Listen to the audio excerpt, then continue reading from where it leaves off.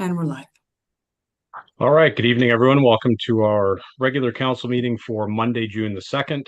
Before we begin, I would just ask that you join us for the playing of our national anthem.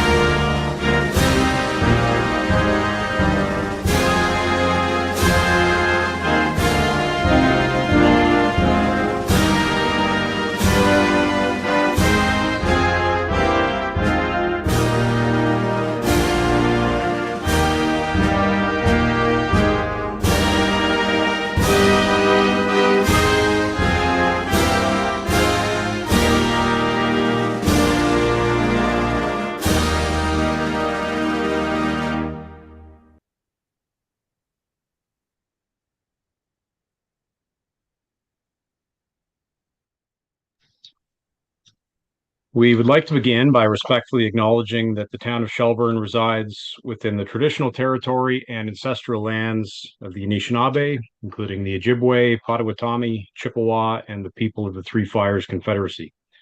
These traditional territories upon which we live, work, play, and learn are steeped in rich Indigenous history and traditions, and it is with this statement that we declare to honor and respect the past and present connection of Indigenous peoples with this land, its waterways, and resources. Are there any disclosures of pecuniary interest for this evening? No? Okay.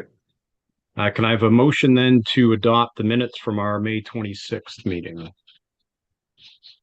Moved by Councillor Fegan, seconded by Deputy Mayor Hall. Any questions or discussion on those minutes? No? Okay. All in favor? That's carried. All right. So on to our planning public meeting. So tonight's public meeting is being held under sections 34 and 51 of the Planning Act, and it is to consider a draft plan of subdivision and an amendment to the Town of Shelburne zoning bylaw number 38-2007 for the lands municipally known as 416, 420, and 428 Main Street West. The purpose and effect of the draft plan of subdivision application is to create lots and blocks for residential land uses. And the purpose and effect of the related application for zoning bylaw amendment is to rezone the property. The proposed zone exceptions are requested to permit site-specific zone regulations, including setbacks, lot area and coverages, and maximum building height, among other site-specific provisions. So with that, I will ask the clerk to provide the method of notice for tonight's public meeting. Notice of tonight's public meeting was advertised in local media sources. Notice has been posted on the town's website, and notice was provided to property owners within a 120 meter radius of the subject properties. Okay, thank you. So we'll receive a presentation from Steve Weaver, the town planner. And after that, there'll be an opportunity for members of council, as well as members of the public who are signed on to ask questions or provide comments. The clerk will also be receiving and accepting written submissions, and I understand that some have already been received. All submissions, whether written or oral, will be given consideration by this council prior to any final decision being made. So with that, Steve, I will turn it over to you. Thank you, and good evening, Mayor Mills and members of council. I have put together a few slides just to provide a summary of the more detailed information which is contained in my planning report. That's part of the agenda package, report P 2025-05. Just to make sure everybody can see the information, did my presentation come up on screen? Yeah. Okay, great. So the applications, as noted by the mayor, are DPS 2002 and Z 2002. The applicant is Design Plan Services, and we have Kim Harrison McMillan, the planner with Design Plan Services, who's been working on this application to present some information as well following my presentation. So I'll try to keep mine fairly brief, as she has some additional details that she'll share as well. I want to emphasize that tonight's report is for information purposes only. There are no recommendations at this time. Any recommendations related to this application or these applications for draft plan of subdivision and zoning approvals would be as considered by council based on a further report at a future meeting to be determined. So the location of the subject land is along Main Street West, directly across from the Highland Village subdivision, which is now built out just to the south. You can see that in the kind of bottom part of the screen. There are 4 properties within the subject land, and they're outlined in blue here. One property is vacant. It exists at the north end of John Street. John Street's about a 90-meter existing municipal road that has a couple of properties with direct access to John Street along its east side. It ends at a dead end with no cul-de-sac or turnaround. And much of the property area, as you can see, has some trees on it. A wetland feature has been identified as part of this property near the center of the property, and that's been addressed through some studies submitted by the applicants and reviewed by staff and the review team, as well as agencies such as the Nottawasaga Valley Conservation Authority over the past 4.5 years since the original applications were filed. We can, if you could just turn your mic off for now, there will be an opportunity for comments and questions a little bit later. The middle property is kind of a flag-shaped property, and it does have an existing house at about the midpoint of the property. You can see it set back quite a distance from Main Street, and then some accessory buildings at the rear of the property. To the west of that is 420 Main Street, and there is an existing dwelling and some residential accessory buildings behind that at the west edge of that property. And then the last property is another irregular shaped property with an existing dwelling along its west edge, which you can kind of see here with the orange roof. It's kind of hard to see from the street when you're driving by, but there is a house back there with a long driveway. And then east of that, most of the property area is vacant. In terms of the surroundings, I just want to note that the county-owned rail trail is located along the east boundary of the largest property.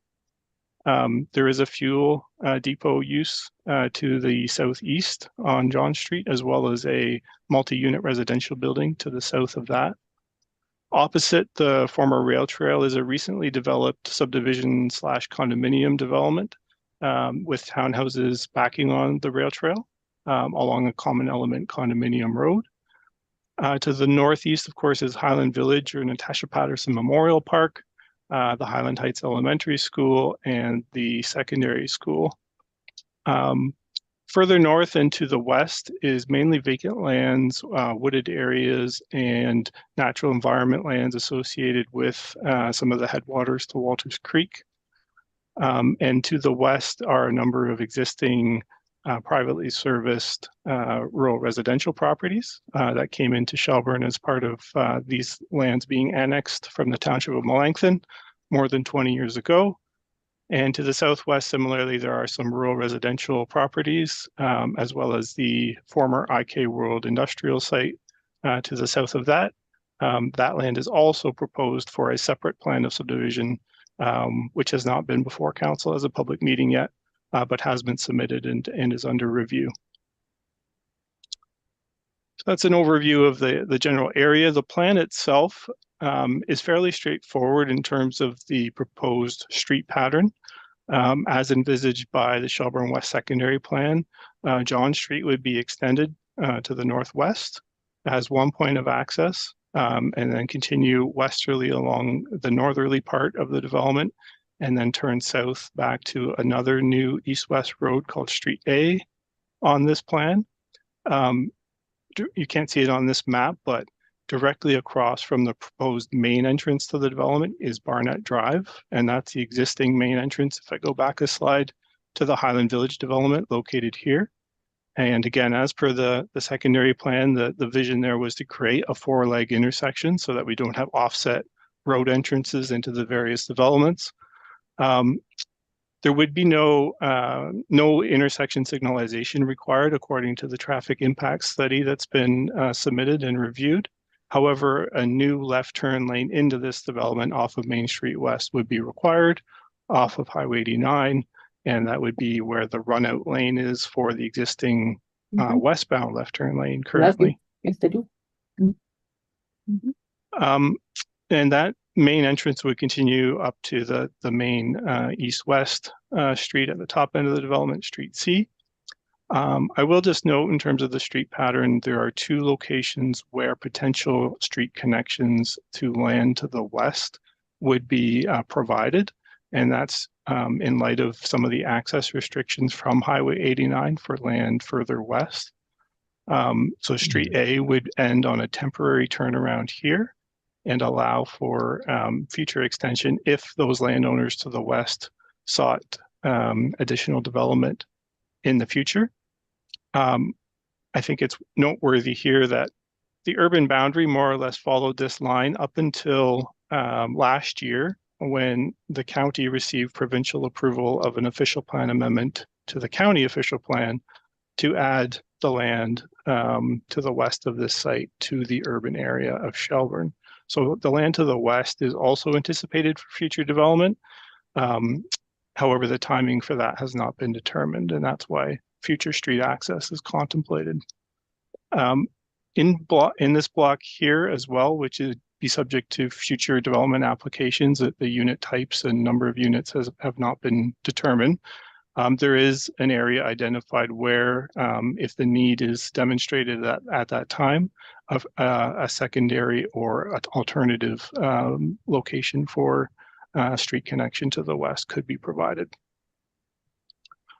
In terms of the layout of the plan itself, the blocks are identified for 3 primary different types of dwellings, and then some future residential uses which have not been defined yet in terms of the number and type of units, and those would be defined through separate applications later. Along the north part of the development, backing on the existing woodlot, which would be protected, are 20 single detached dwellings proposed. Along the extension of John Street, along its east side, street townhouses would be proposed. Similarly, street townhouses are proposed in the center blocks between the streets that wrap around them and along the north side of Street A. And then one more block of townhouses along the east side of Street B. So that's a total of 67 proposed townhouse units within the development. And then in the initial phase of development, the only other block that's shown for a specific unit type is block number 19 at the south edge. The units in there would be laid out as stacked townhomes, and I'll let the applicant describe that unit type when we get to her presentation. That would be a new type of housing that doesn't exist in the town currently, but if you basically envisage typical townhomes, this would just have another row of townhomes in the upper level of those units with 2 doors entering from grade, one to an interior stairwell going up to the upper unit and one going to the main level unit. And those units would have access exclusively from Street A. There would be no direct driveway access to Main Street. The exact layout of that block would be subject to site plan approval later in the process. And that would create a consistent building wall and a nice building facade fronting Main Street in that most visible location. One of the reasons that this application has taken this long to get to a public meeting, as I say, it's been about 4.5 years since it was originally submitted, is there is a wetland feature in the center of the property, as I mentioned before. And there's been a lot of study work done on that wetland feature by the applicants and a lot of consultation going back as far as 2018 with the NVCA. And the purpose of that was really to fulfill a special policy in the town's official plan that requires some studies of that wetland to determine its significance, to determine its extent, and determine measures to protect or enhance it if it in fact warrants protection and enhancement according to those studies. So I won't get into the details of that, but that has been one of the framing elements in addition to the woodlot that's influenced the layout here. As a result, not all of the land is developable as per the original residential land use designations, but much of it is possible. So within that official plan, as I mentioned, there's been a long-standing residential designation of the land going back to at least 2006. So residential uses have been contemplated here for quite some time. Servicing capacity and not having a development application are two of the main reasons that the land hasn't developed to date. But when we did the last official plan review in 2015 to 2016, the NVCA did some site work and did some overall town-wide mapping review and did identify that there are some wet areas. You can see them from Main Street as you drive by, but due to the original rail embankment, some water has backed up into the site and it has become vegetated over time. And suspecting that that could be a wetland feature deserving some protection, the NVCA recommended that we map it as such in that official plan review about 10 years ago. Now, to strike a balance between the suspected wetland feature and the fact that that land already had a residential designation going back many years, a special policy number 4242 was established, allowing for a more detailed study of that feature to be undertaken as part of any development application. And those are the studies that have been running their course over the past 4.5 years or so in consultation with the NVCA, really to define is there a wetland there? Yes, there is. How big is it? How could it be protected? How much of a buffer is required? And what does that mean for the rest of the development? As I mentioned earlier as well, the land is within the Shelburne West secondary plan. And that secondary plan also, although it provided a more detailed land use plan, it overlaid the area that was suspected wetland feature according to that 2015 to 2016 NVCA mapping information. But underneath that, the property is designated a mix of low and medium density residential. So that's why you see that range of and mix of unit types that you see on the draft plan. It has been earmarked for both single detached, semi-detached in the low density form, as well as townhomes and potentially even low-rise apartments as part of the medium density designation.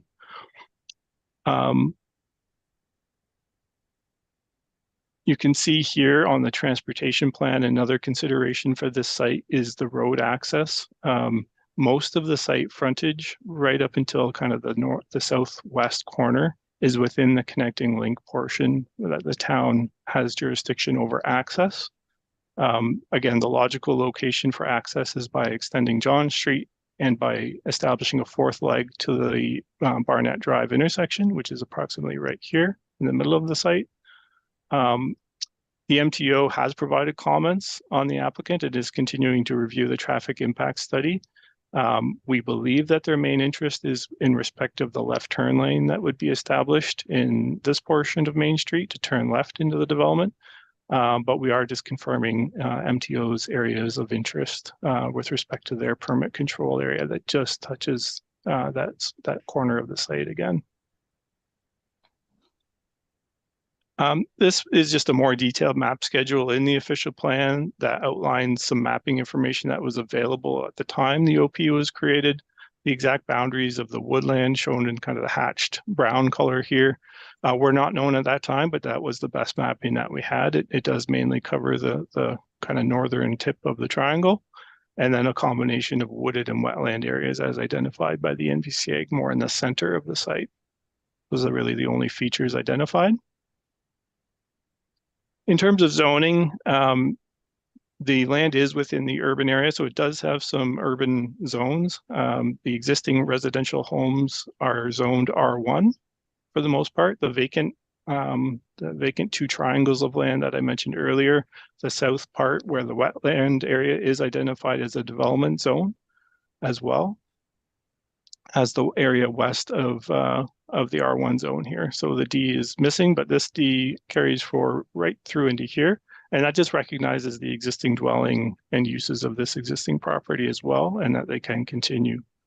But rezoning is required for development for urban uses for the types of residential housing that's proposed as per the secondary plan and the official plan.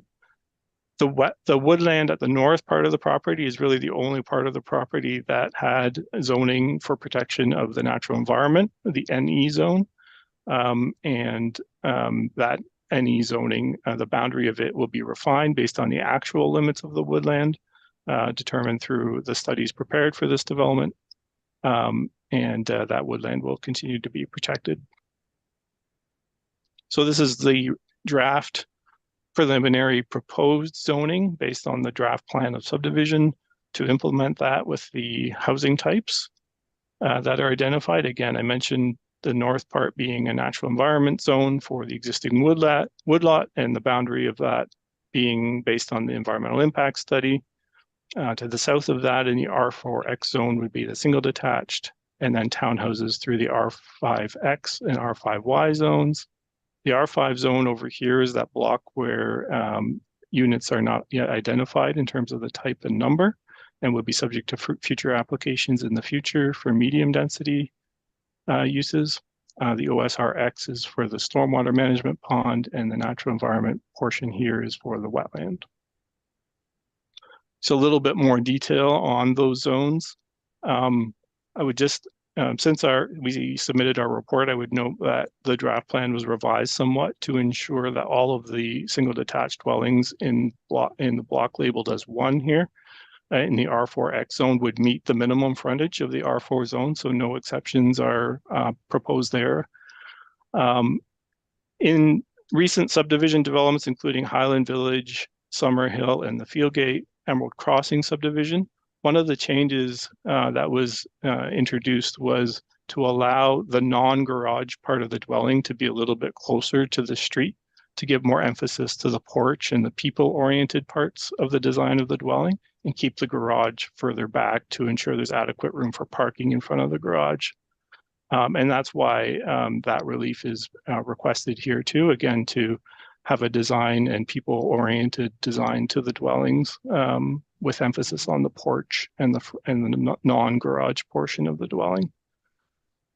The maximum setback from street center line is in most zones for residential uses in the bylaw, but it actually does not work, and it stands in conflict with the minimum front yard requirement. So that's why removal of that requirement is proposed, as it was removed as well in Highland Village and Emerald Crossing. It really isn't a necessary requirement because, again, the setback from the street is regulated by the minimum front yard. The maximum building height, again, this is the same change as was implemented for Highland Village. 9.2 meters does create some limitations on pitched roofs even for two-story dwellings. And so an 11-meter height is requested here just to allow some additional flexibility for different roof designs and pitches. Just to cover off the street townhouse zoning exceptions that are proposed. So the two orange areas highlighted here are where the street townhouses would be located.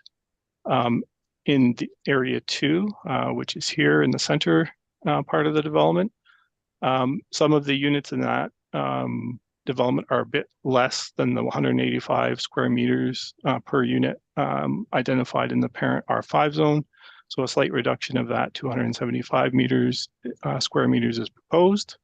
Same as I summarized previously for the single detached on the front yard, just allowing the non-garage portion to be a little bit closer to the street for more pedestrian-oriented design. Small reduction in the minimum exterior side yard for few units, which again, that same provision has been implemented in the Highland Village and Emerald Crossing developments. I already touched on the maximum setback from the street center line and the reasoning for that. When you actually apply the lot dimensional requirements, so the minimum lot frontage and so forth, and the setbacks for a dwelling, it doesn't allow you to use that entire area, that entire building envelope on a coverage basis. So a small increase to the coverage is proposed from 45 to 50%, and that has been approved in other similar developments as well in town.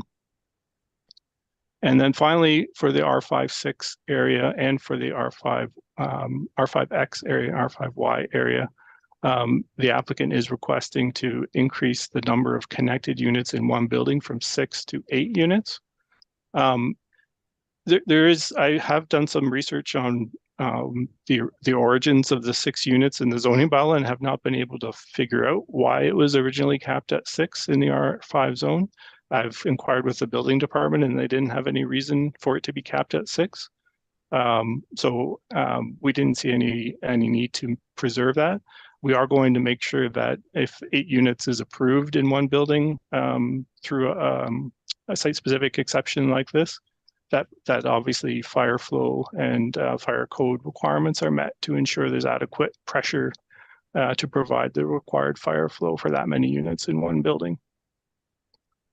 For the units along the east side of John Street, these again would be street townhouses. You can see that because the extension of John Street and the east side of the triangle here are not perfectly parallel, some of the units get a little, or the lots would get a bit smaller in the north end. And that's where some of them would need a reduction in the minimum lot area. So 19 of the 21 lots proposed in here would actually meet the R5 standard, but a couple on the very end would be a bit smaller. We're still confirming the exact smallest dimension of which units. So, and we would limit that exception to only the units that require it in that block, not all of the units in that stretch. I already talked about the next one about the setbacks between for the front yard. Same thing for the rear yard. Again, because that one block is tighter at the north end, a little bit of a reduction of the rear yard is requested for some of those units, but most of them would meet the 7.5 or even have a larger rear yard. The maximum lot coverage, same as I discussed for the R5X zone, so kind of same rationale for that. And then lastly, on the zoning details, the zoning bylaw does not currently define or provide regulations for stacked townhouses, but the official plan does permit and encourage a full range of dwelling types.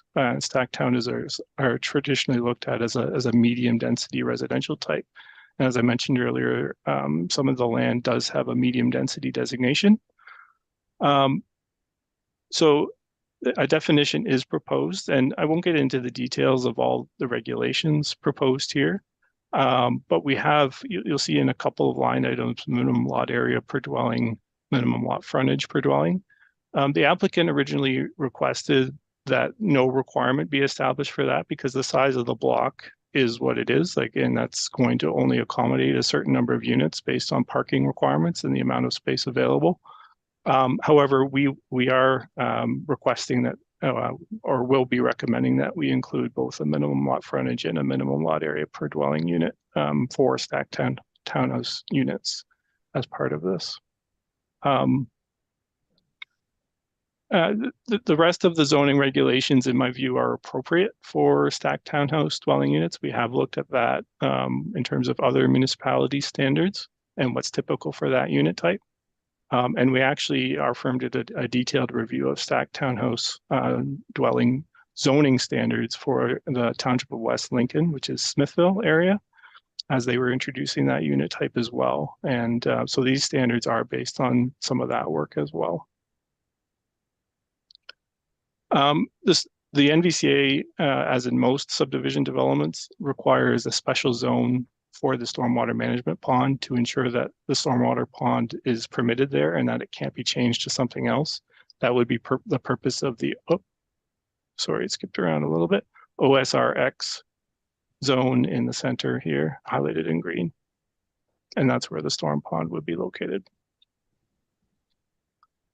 A few general provisions are proposed to have some exceptions as well. When you do the math on attached private garages, there is a general provision that limits those to 10% of the lot area, but because of the smaller lot size for some of the street townhouses, the applicant is requesting to increase that to 15%. Those would just be for single garages, not double garages. There are no townhouses with double garages proposed here. The driveway width was reviewed as part of the Highland Village subdivision, and it was found that 2.95 meters is more than adequate to have a full-size parking space with room for opening the car doors and getting in and out and moving alongside the vehicles. A standard parking space, for example, in a parking lot is 2.75 meters minimum in width. So the applicant has requested the same standard as the Highland Village development. Obviously, wider driveways will be provided for the single detached units and wherever possible for the townhouse units. There are just some exceptions where, due to the angle of the lot lines or other factors, a minimum driveway width of 2.95 is requested. One thing that we have been reviewing and considering since about 2010 in new subdivisions is the site triangle distance requirement. I think this goes back to the Summerhill development in the north end of town when a surveyor questioned why 6 meters is required at the intersection of two local roads, as that's much more than most municipalities would require that type of intersection within a subdivision. In reviewing that with the town's engineers and based on information provided by engineers working on behalf of subdivision proponents over the past 15 years or so, that was reduced to 4.5 meters, both in the Highland Village and the Fieldgate or Emerald Crossing. And we haven't experienced any issues with that. It's really not even noticeable from the general public standpoint. There's plenty of visibility. We have introduced the requirement for additional controls, such as all-way stops within new subdivisions to ensure that traffic isn't moving too quickly and that pedestrians are protected.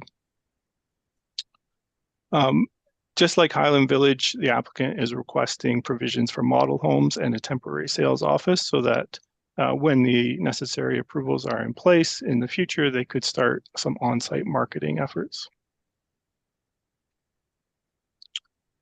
I mentioned the site triangles already, but this is just an air photo example from the Highland Village development. If you were to go to the intersection of Henderson Way, Barnett Drive, and Gilmore Crescent, you would find that at that intersection, all four corners use the 4.5 meter site triangle. One of the benefits of the approach is that the site triangle is now built right into the right-of-way design, so it is town-owned land. And that means the town has full control over any obstructions that somebody might put there and can remove them without dealing with the landowner. The 6 meter site triangle in the zoning, in the original zoning bylaw, is based on the entire triangle being on private property. So that's one of the distinctions and why the 4.5 meter site triangle has worked fine. I mentioned too, this is an example where all four corners or all four legs of the intersection are under stop control. It's an all-way stop. There's stop bars and pedestrian crossing lines. So again, I was at that intersection recently to look at the progress of that subdivision as they're approaching final acceptance, and no visibility issues. I have just captioned here as well from the town of Lincoln as one example of another municipality. That's the Beamsville area, where at two local streets, they use a visibility triangle of 4.5 meters. It's quite a common standard. Okay, so again, Kim will have more information to provide to you tonight, but the purpose, again, in terms of next steps, is to consider any comments and questions from council and members of the public tonight. There have been a number of written submissions, and we've responded to those submissions to the extent that we could, except for a couple that just came in right before the meeting tonight. Then there will be some staff review of any further information required from the applicant to address comments and questions that arise tonight, as well as recent comments and questions that were provided through the circulation of the most recent materials.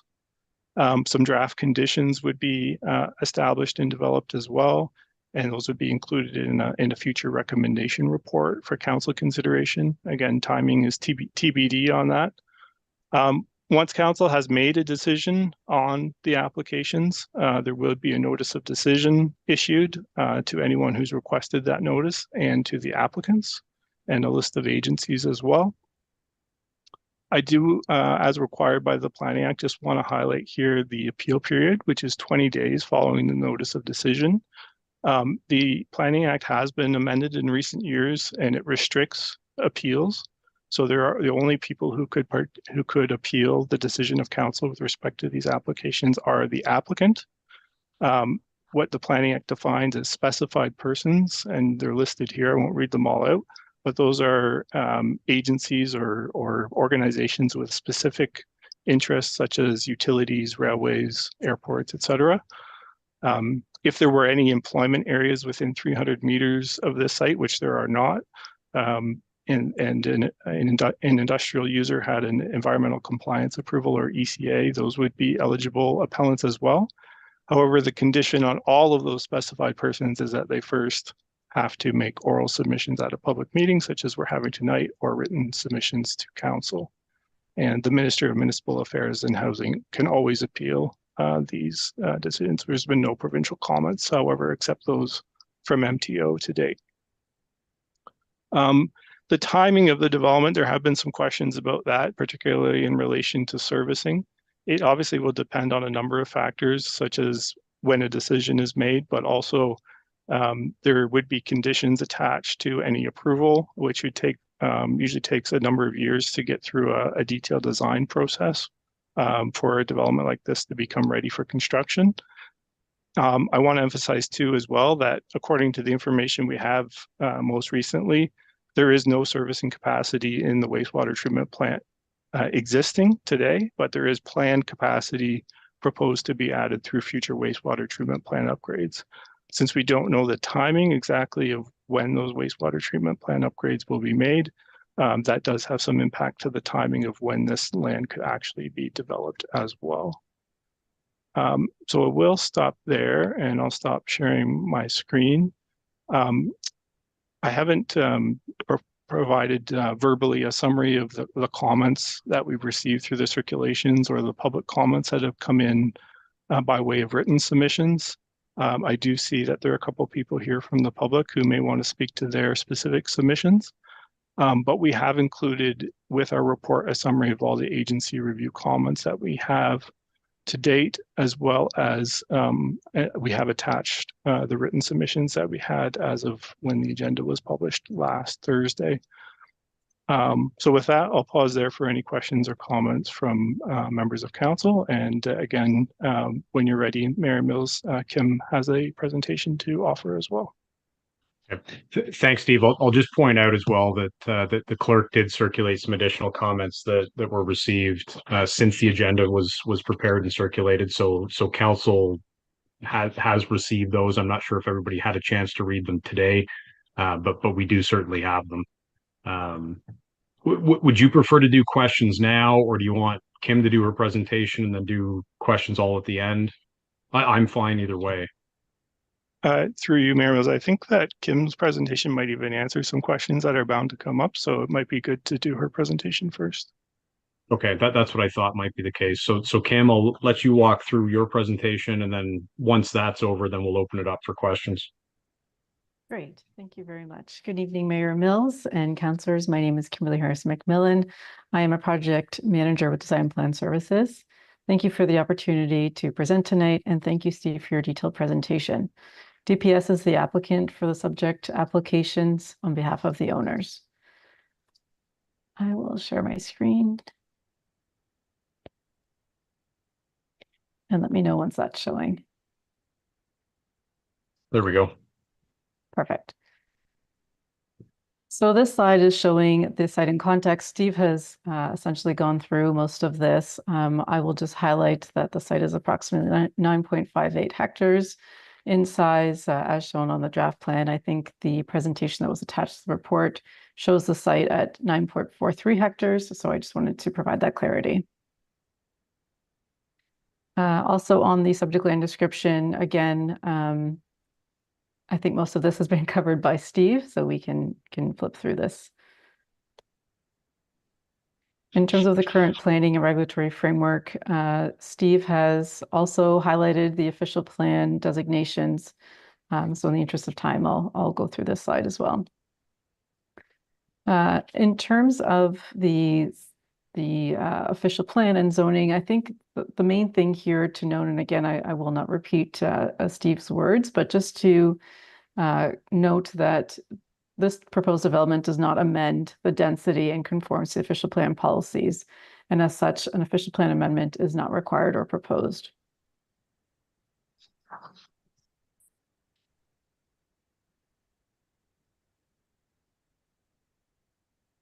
So this slide again is the same draft plan of subdivision that Steve presented. It's just colored to highlight some of the main features of the plan. The draft plan provides a variety of housing types, including singles shown in yellow, townhouses shown in orange, and the stacked townhouses in brown that will front onto the Main Street West.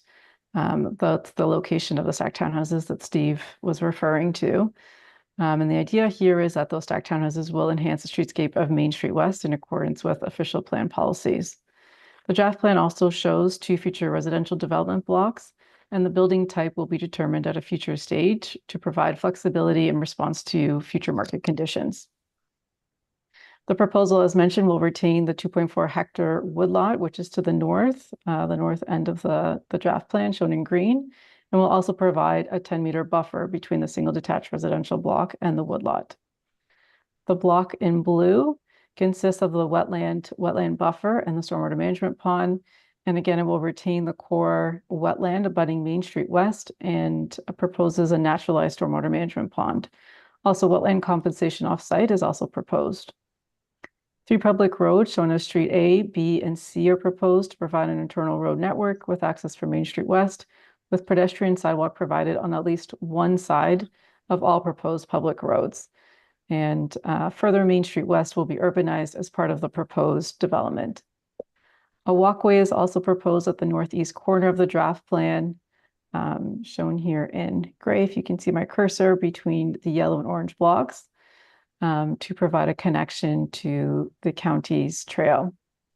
At least one future roadway connection, as Street A or C, as Steve mentioned, would be provided to the lands to the west to accommodate future development as requested by the town.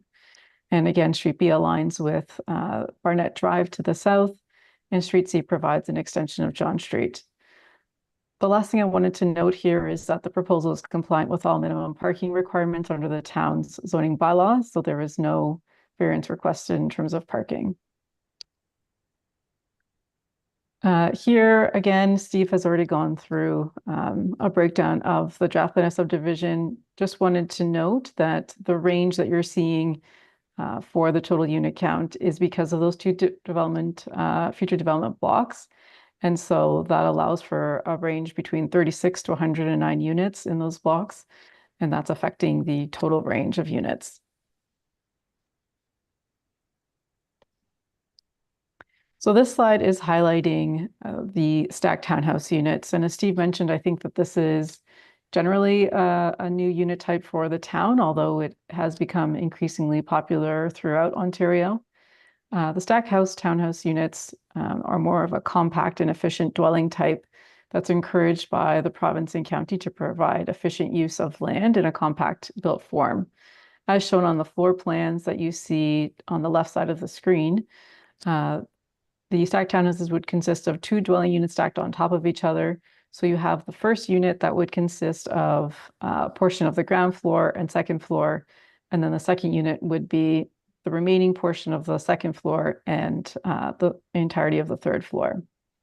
That also allows for 1 parking space to be provided per unit as a garage, and as well direct driveway access. So the 2 renderings you see on the right side of the screen are just examples of what a stacked townhouse unit block would look like. And to Steve's earlier point, I think from the front facade, it looks like a typical townhouse. You would just see the additional door.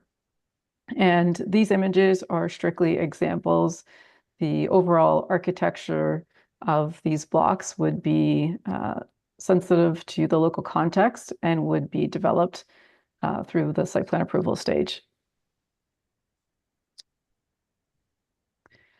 So I think Steve did a really good job of going through all the variances that we were proposing, so I won't go through those again, other than to just highlight that the intention here was to capture the same tone as Highland Village.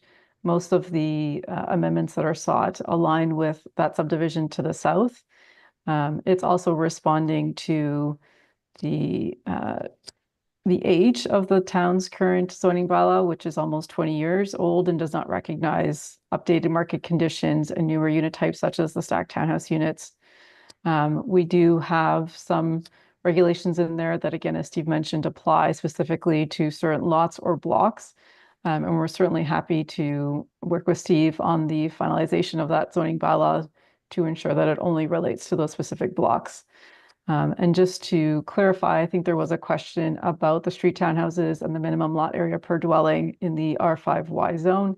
It was originally shown as being reduced from 185 to 148. And to confirm, the number is actually 160. So it's going from 185 to 160 instead of 148. We were able to increase it a little bit more for the units in block 5 only.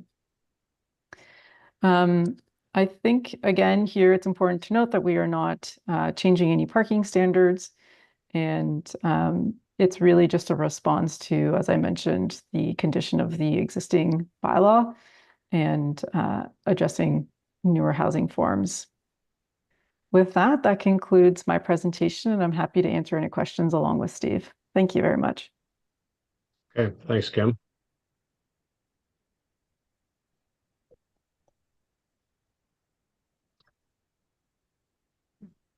Can we just get back to the full screen there? There we go. Okay, so I'll start with council first. Are there questions for Steve or Kim? Councilor Bernardo. Always, I'll have questions. On the stacked housing, I know you showed us some examples of those stacked housing.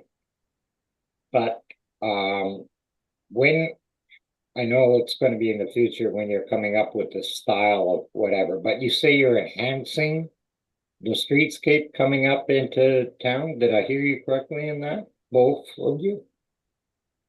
Something along that line? Through the mayor to the councillor, that's correct. So my understanding is that Main Street through the subdivision will be urbanized, as well as you will now have a block of units that would front directly onto Main Street. And my concern is, of course, the type of, I know you showed us examples and they look beautiful. And I'm not saying that those will necessarily be the examples, but I'm always concerned about the type of housing that gets built into that area. If you drove through the north end of our town, they're all siding, and siding does not look very good. And that is my concern, even with staff housing. If they're going to be all siding or something of that nature there, you're not really enhancing anything. And that is just a concern. The other part of it, the other part of my question is we also have issues in the north end on certain streets with townhouses parking. Are we going to have the same types of issues, Steve, in the R5? Is it R5? I have to get the map back up. Where the townhouses are that we have up in Cooks Avenue and those areas? Is the road wide enough to, is what I'm getting at, I guess. Yeah, great question. And Kim and I had a lot of discussion about parking and how to optimize that through the mayor to Councillor Bernardo. One of the things that I think will help with this draft plan layout is firstly, there's a lot fewer townhouses clustered together, about half of what there is up in the Summerhill development. The roads are a standard 20-meter right-of-way width. And as Kim mentioned, we would look to have sidewalks on one side, and we would optimize the location of those sidewalks so that the driveways for most of the townhomes are long enough to have two cars, one parked behind the other, which will also help. So in essence, many of the units would have up to 3 spaces available, one in the attached garage, which we know has been a struggle in Summerhill where people aren't actually using the garage for parking and using it more for storage. But it would be sized to allow parking of a full-size vehicle in the garage, and then one in the front yard driveway, and one that an extra one would be available where there's only a sidewalk where there's no sidewalk on that side of the street. So the lots themselves, unless you allow parking to pave the entire front yard, are not wide enough to have 2 spaces side by side, which is really the issue. I think from a drainage perspective and to have some appeal in terms of landscaping, we want to avoid full paving of the width of the lot. Those are kind of the measures that we've discussed to try and maximize the parking. And as Kim mentioned, it does comply with the zoning requirements in terms of the amount of parking that would be provided. I like the 2-car in the driveway. Makes me a little happier than what I saw in Summerhill. And stack housing, parking? I can speak to that, Steve. Oh, Sure, sorry, go that'd be ahead. great, Kim. As shown, through the mayor to the councillor, as shown on the slide in regards to the stacked townhouse design, it does allow for the longer driveway as well as the attached garage. So it would be the same setup as what Steve described for the townhouse units.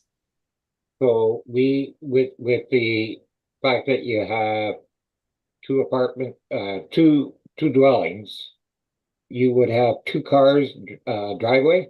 Am I hearing you correctly? That's correct. If I could share my screen again, that may be helpful to show the plan if that's okay.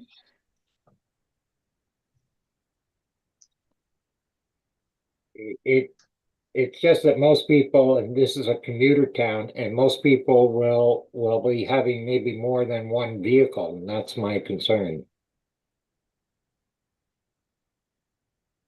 Sorry about that. It seemed to have kicked me out, but essentially each unit would have its own driveway, its own garage. So they would be side by side, but they would have the same parking count that Steve mentioned for the townhouse units. So each unit has its two, same as a townhouse. Okay. That's correct. Just on that point, Steve, I think you raised an important point with respect to Cook Crescent. I mean, one of the issues is the placement of the sidewalk, which runs, essentially through the driveways of the townhomes there. So it doesn't allow for stacked parking. So yeah, if we can strategically place those sidewalks with a little bit more foresight, I think that would certainly help the issue that we're experiencing up there. Okay, I have Councillor Wagner next, and then Councillor Guichardi.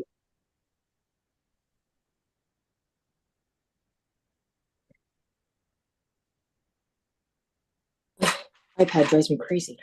Okay, thank you so much. Councillor Bonato sort of covered a few of my concerns as well with regards to the parking and whatnot. So I was happy to hear that the stacked townhouses do have their, each unit has their own garage and their own driveway, because that was one of my questions as well. And thank you, Wade, for also bringing up the fact of the sidewalk, because that was another issue that I was going to have as well, with regards to being able to have a longer driveway, because this is the argument we're hearing, as we said, in Cook Crescent.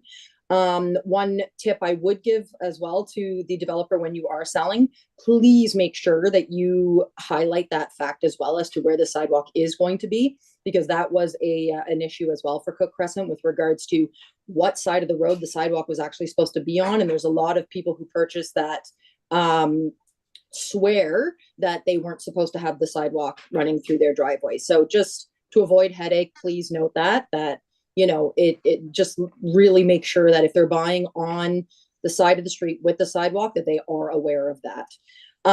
So a couple of my other concerns here.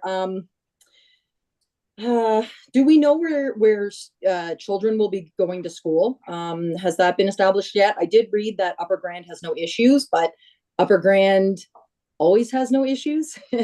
And we as council do. So I can only assume with this many townhouses, as most people purchase townhouses are young families, starter families, things of that nature. So I anticipate that there will be a fair amount of children within this subdivision, and just kind of wondering, as an initial question here, where they will be going to school. Yeah, great question. And through you, Mayor Mills, to Councillor Wagner, they classify the area like they do for so many undeveloped parcels as what they call a development area, which is a way for the school boards to give themselves flexibility to assign the students to whichever school they have capacity in. Okay. In other words, they haven't committed to having this area go to Highland Heights, which would be, Right. from a proximity standpoint, the logical place for students to go. Yes. I think my hope would be that by the time the development occurs and you start seeing units occupied, if it is approved, then you would have capacity there at Highland Heights, or that the school board might even look for another expansion of that school, because you wouldn't want to see them bust across town. But the other unknown in that, and I'm sure the school board would love to have an answer and an exact time frame, is that they have identified a capital need for another elementary school in town. They haven't secured a site for that, but the west area is obviously the focus of that need as the full build out of the urban expansion area unfolds, which, as we know, is also contingent on servicing capacity. So Yeah. It could be one of those situations where this is the first of several developments in the west area over a longer period, and students go to one school, in the initial, whichever has capacity in town, and then when a new school gets built, that they're reallocated to that. So I don't have an exact answer for you, but we would continue to work with the school board, and I think they would make that decision ultimately closer to when units are being built and an occupancy timeframe can be established.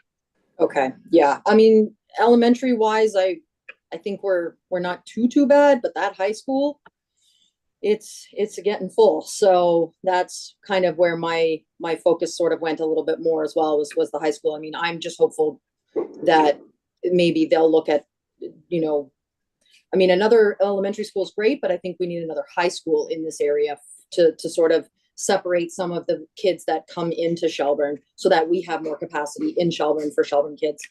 But that has nothing to do with you. So my next concern was no park. So I get that. My mind went right away to children having to cross 89 to use the parkland across the street. Not ideal, but I also do understand that you guys are creating a walkway that'll connect to the rail trail, which then should connect to the Natasha Patterson Park, which we are currently upgrading, which will be great. So I'm okay with not having, a really big park or something like that there, because of the connection that allows for that. Because again, I'm not okay with them, little kids or whatnot crossing 89. That's absolutely crazy. But I still like for the younger families to have something a little bit more like right there local, where the kids don't have to necessarily travel, up a rail trail if they're younger, and to play at a park. So I kind of do wish that there was at least a small offering for the families that are going to be in this subdivision.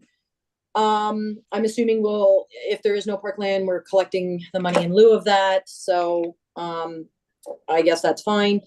My other concern is just with any kind of lot coverage reducing or driveway reducing width-wise.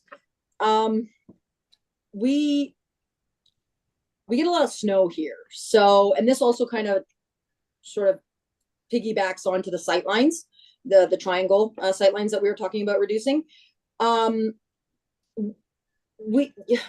Okay, the last couple of years hasn't been so bad, but obviously this winter was really harsh. So if we're focusing on reducing some of these lot sizes, we need to consider storage for snow. We also need to consider drainage, right? Obviously. So that is one of my biggest pet peeves with developers as a whole, is that if we didn't cram so many in such a small space, we wouldn't even need to reduce the lot line at all, or the driveway width, for example, either. So, I think that's something that really the developer should be looking at as well, is even if you just removed one house off of every block, you wouldn't need to worry about, asking for a lot reduction. Because like I said, right now you drive through that intersection, sure, no problem. Sightlines are great.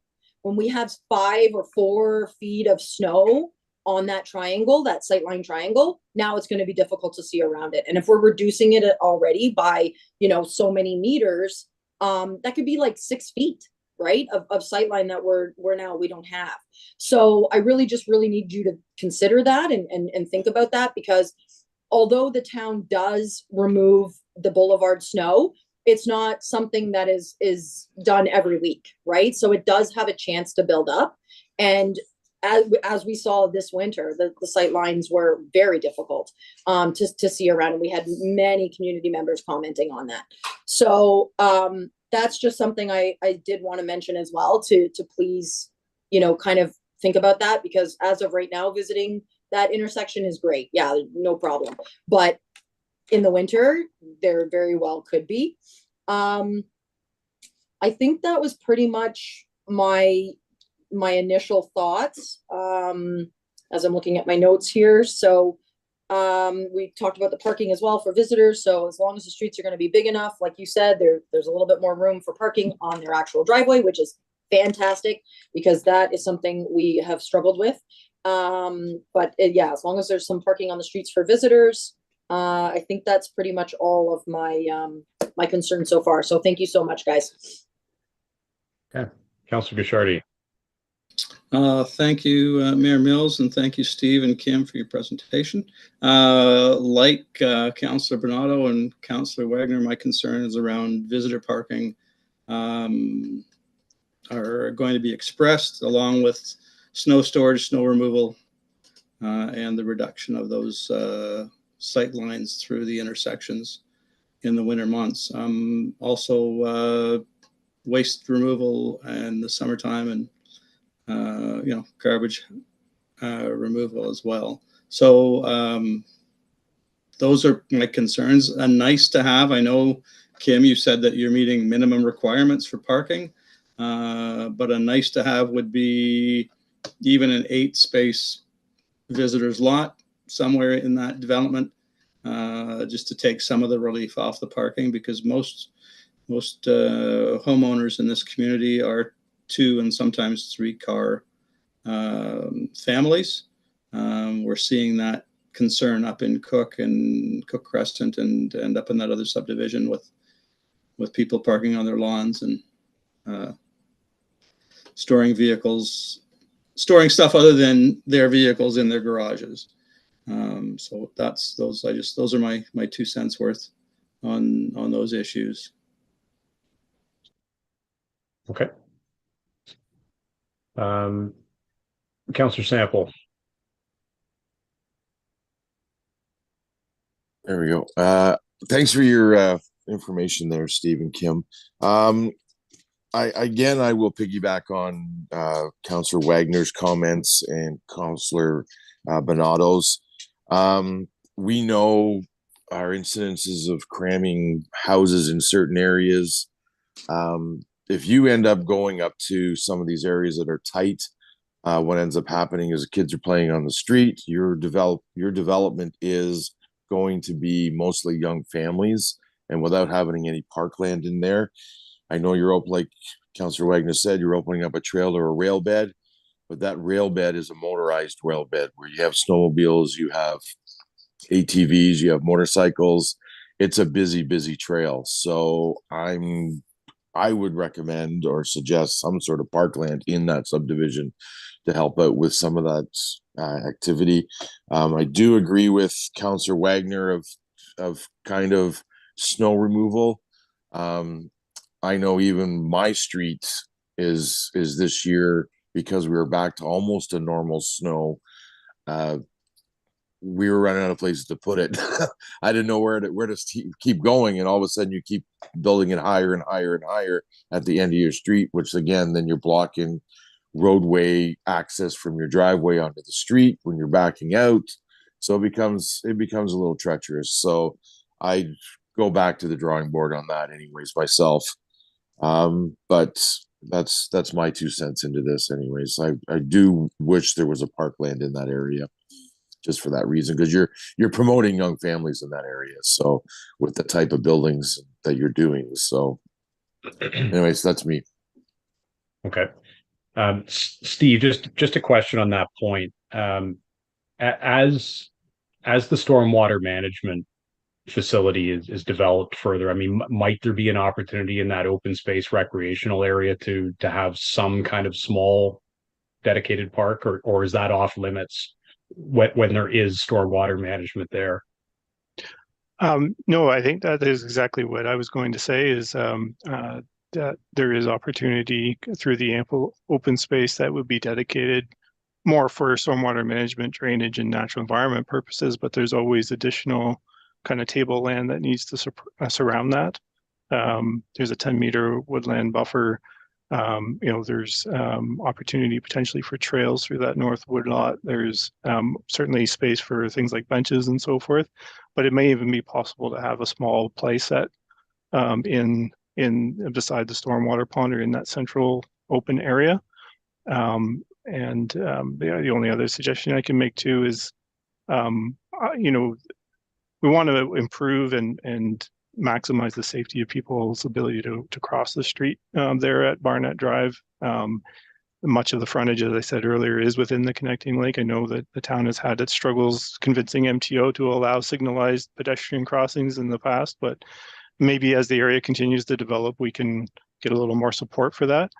All of this ultimately stems from the park master plan and the realization that there is ample parkland and you continue to receive more. The thing that gets stretched thin is the financial resources to develop that parkland to its full potential. And so just keeping in mind, if there's more parkland added here and money put into facilities in that parkland in this development, it could take away from the ability to put the same range of amenities over at Highland Village. So I hear what you're saying about access and not wanting kids to go too far and that kind of thing, and the trail as well with the motorized vehicles. So we could definitely look at, within the space that will already be dedicated to the town, which is about 44% of the land area of the plan for natural environment and stormwater management, something of an appropriate scale for particularly the really young kids.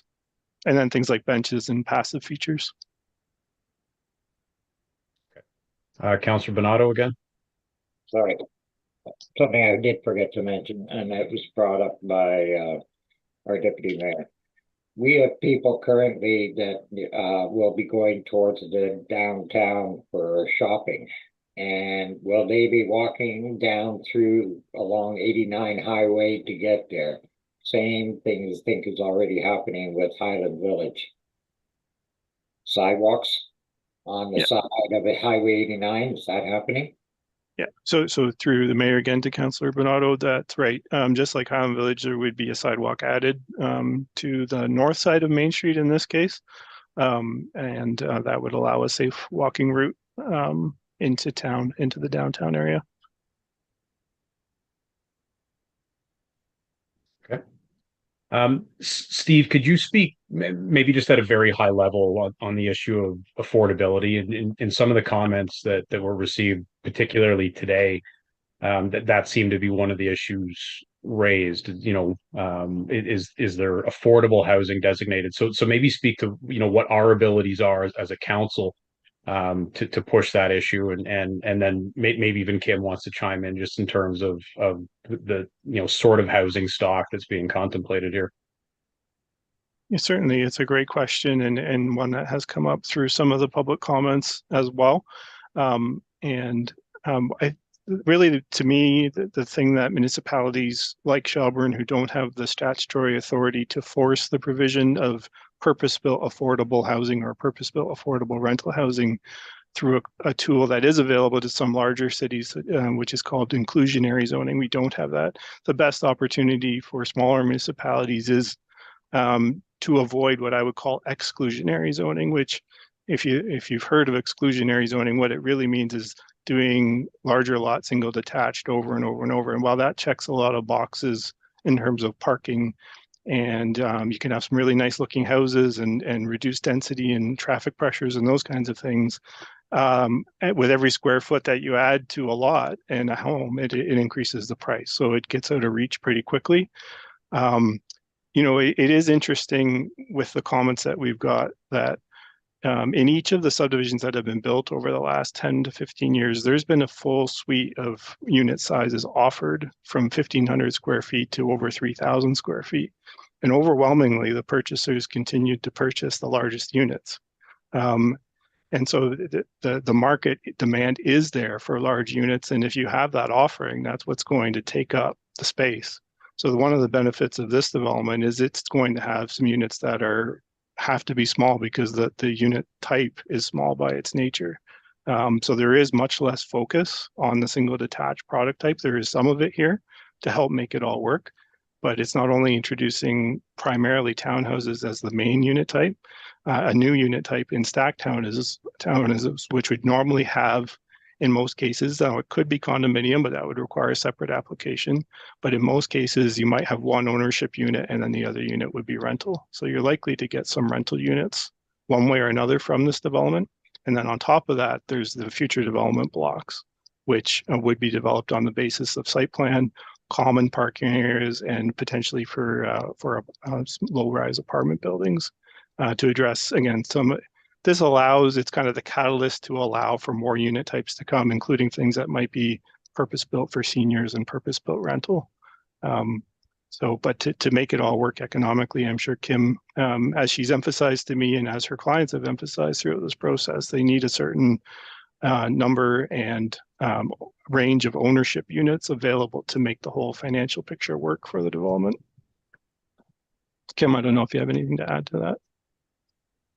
Through the mayor to the councillor, I think your response aligns with what mine would be, in the sense that the design of the different unit types allows for a bit more of that attainable ownership. It wouldn't be affordable or attainable as per the CMHC definition, but I think just by the design itself, it does bring that purchase price down, similar to how Steve has described it. Certainly the future development blocks, those 2 blocks that we've been mentioning, they could respond further to market demand and need. So we can continue to have that conversation and look at those blocks for, even related to sort of rental for seniors or just rental in general. That conversation can continue to happen. At this time, those blocks haven't been designed, but it's something we can certainly take back from this conversation and think about as we move through that design. Okay. Anything else from council? Councillor Sample. Steve, I was really glad to hear your comments about sort of the building type that may go in there for seniors.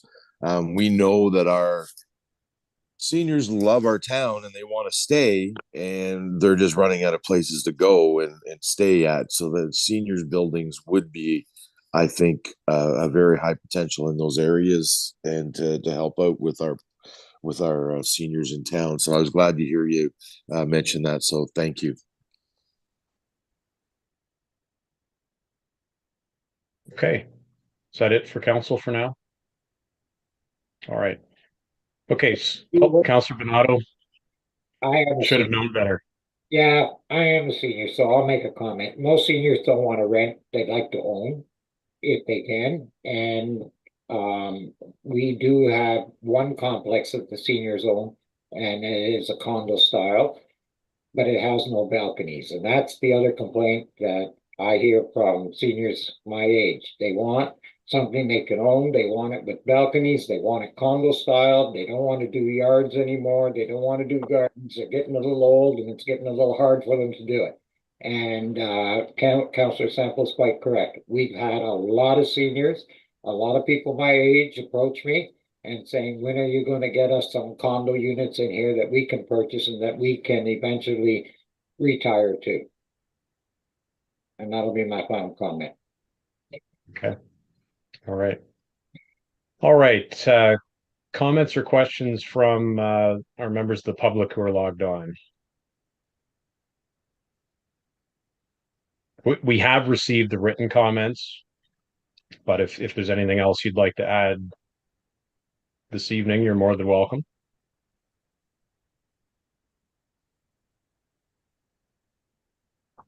No? Hello. Hi. Is it possible for me to read my comments? I don't think it's necessary to read them because council has received the entire written submission that you made. But if there's anything you'd like to clarify or highlight from those comments, that's certainly appropriate. I would like to just say it's Randa James. I'm a resident of Shelburne. I live at 132 First Avenue East, for the record. I just wanted to say thank you to the two presenters previously. A lot of the information provided in their presentations were not available in the large quantity of information that I went through in order to find out what was going on with this development. And I do appreciate that they provided some additional information. I still do have some technical concerns that I have identified in my comments, and I hope that they will have a look at those a little more closely. And I'm also gratified to see that many of the members of council have actually highlighted some of the comments that I had as well. I mean, for instance, the site triangles, you know, that's a safety issue as far as I'm concerned. And snow is the problem here, and it compounds a reduction in the size of those site triangles. The affordability issue is also something else that I think is very important. I understand, you know, that there is limited ways of requiring that, so to speak. But I think it's very important. There are a lot of seniors, as was identified, that are looking for a kind of accommodation that they can afford on a limited budget. And this development so far, to me anyway, doesn't seem to really provide that need. So I'm hopeful that the future blocks may be able to accommodate some of the residents that don't seem to be so readily accommodated in this particular proposal. So I will just leave it at that, and I hope you will take my comments into consideration in your review of this proposal. So thank you again, Randa James. Thanks, Randa. Okay. Anybody else? Brianna and Rodney, I see you're signed on as well. Again, we've received your written questions and comments. Is there anything else you'd like to add? Yeah, so we are the residents of 430 Main Street, and we're just wondering how you intend on like dividing, like is there going to be a fence put up or like trees? Because we feel like we've lost a lot of privacy with those stacked townhouses. So you're the property directly to the west? Yes, we are. Okay. Yeah. Yeah, through who wants to handle that one, Steve? Yeah, I can. Yeah, through you, Mayor Mills. Thank you for your question.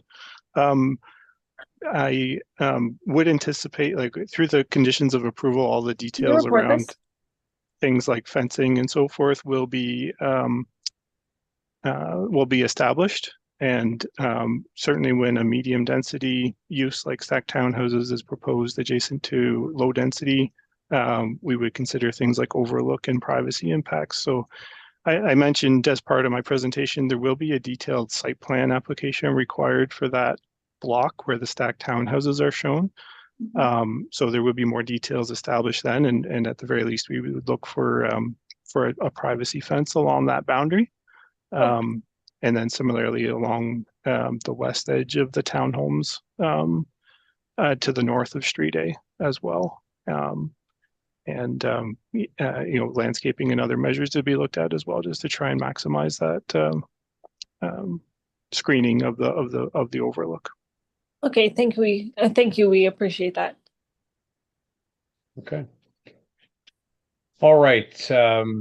Before we close out this discussion for the evening, I'll just make one more round of council members. Any final thoughts or questions for Steve or Kim before we close out? No? Okay. All right. Well, thank you both for the presentation. Can I have a motion to receive the planning report, which is report P 2025-05 for information? Moved by Councillor Sample, seconded by Councillor Wagner. All in favor? And that's carried. Okay. Thank you both. Thank you. On to public question period. Madam Clerk, were there any questions submitted that were not related to the public meeting? No, sir. Okay. Anybody who's online, do you have any general questions?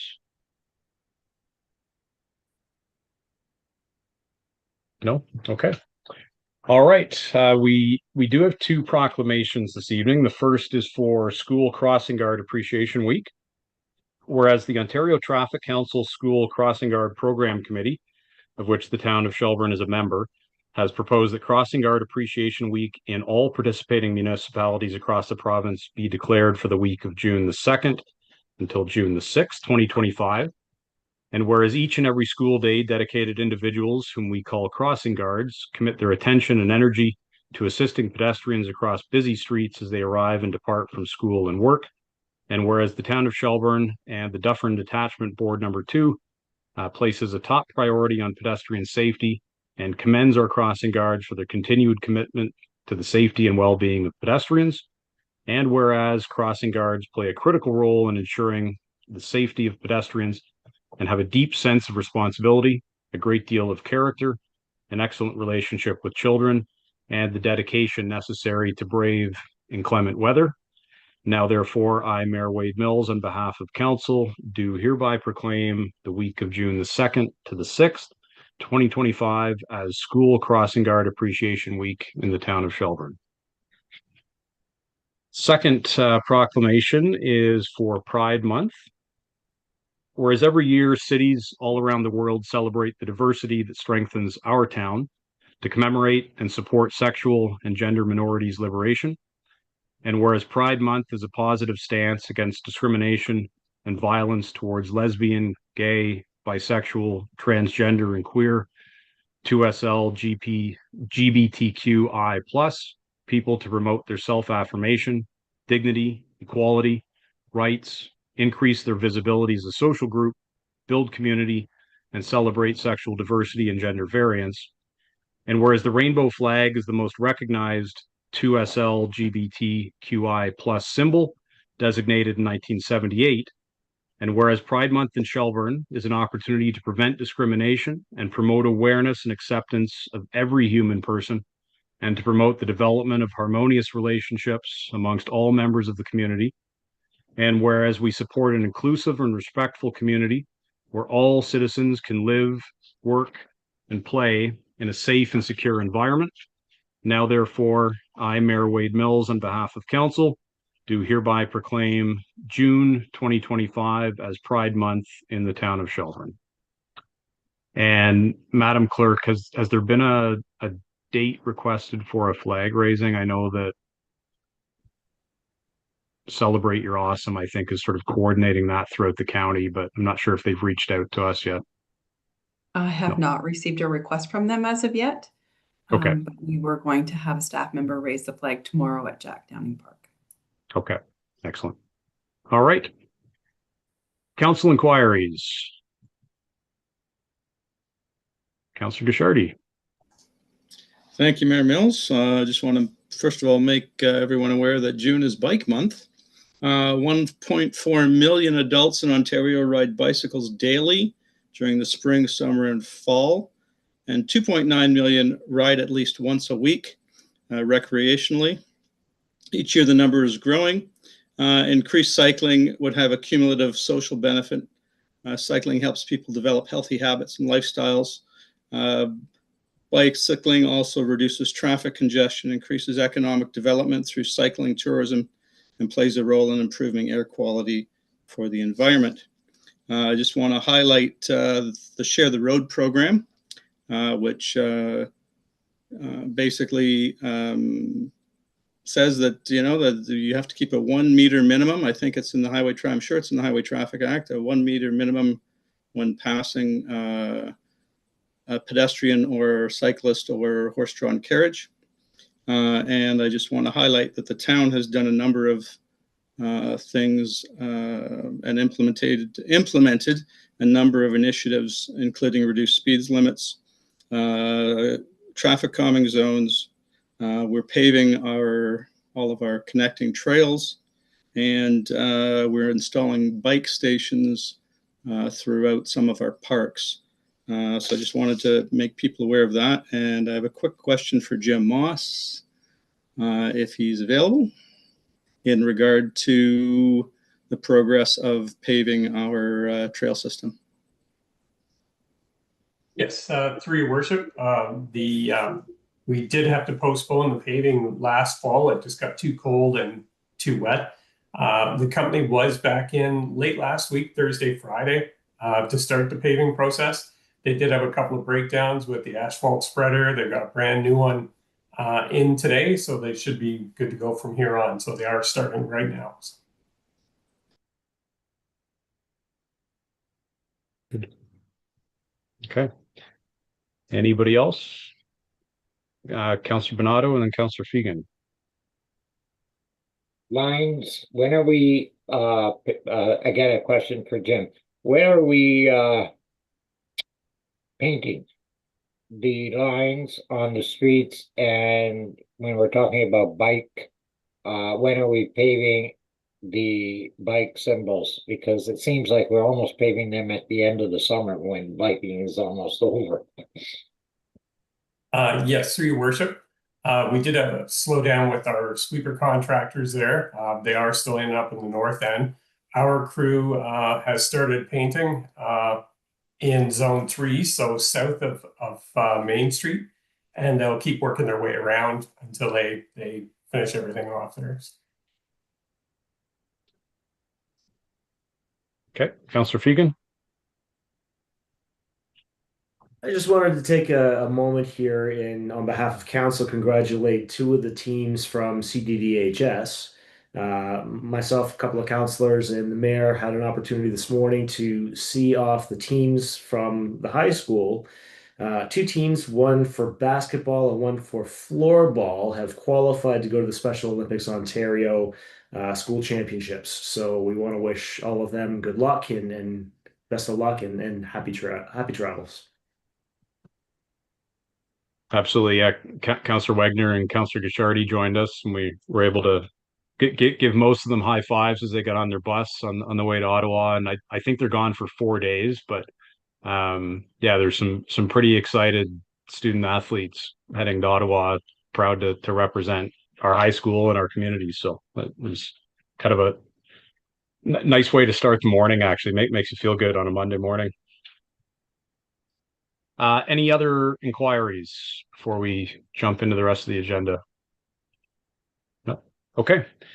All right. So the first report is, again, from our town planner, and this is regarding Bill 17. That there were some questions at the end of our meeting last week. So Steve, thanks for providing this report. So I'll let you take us through it.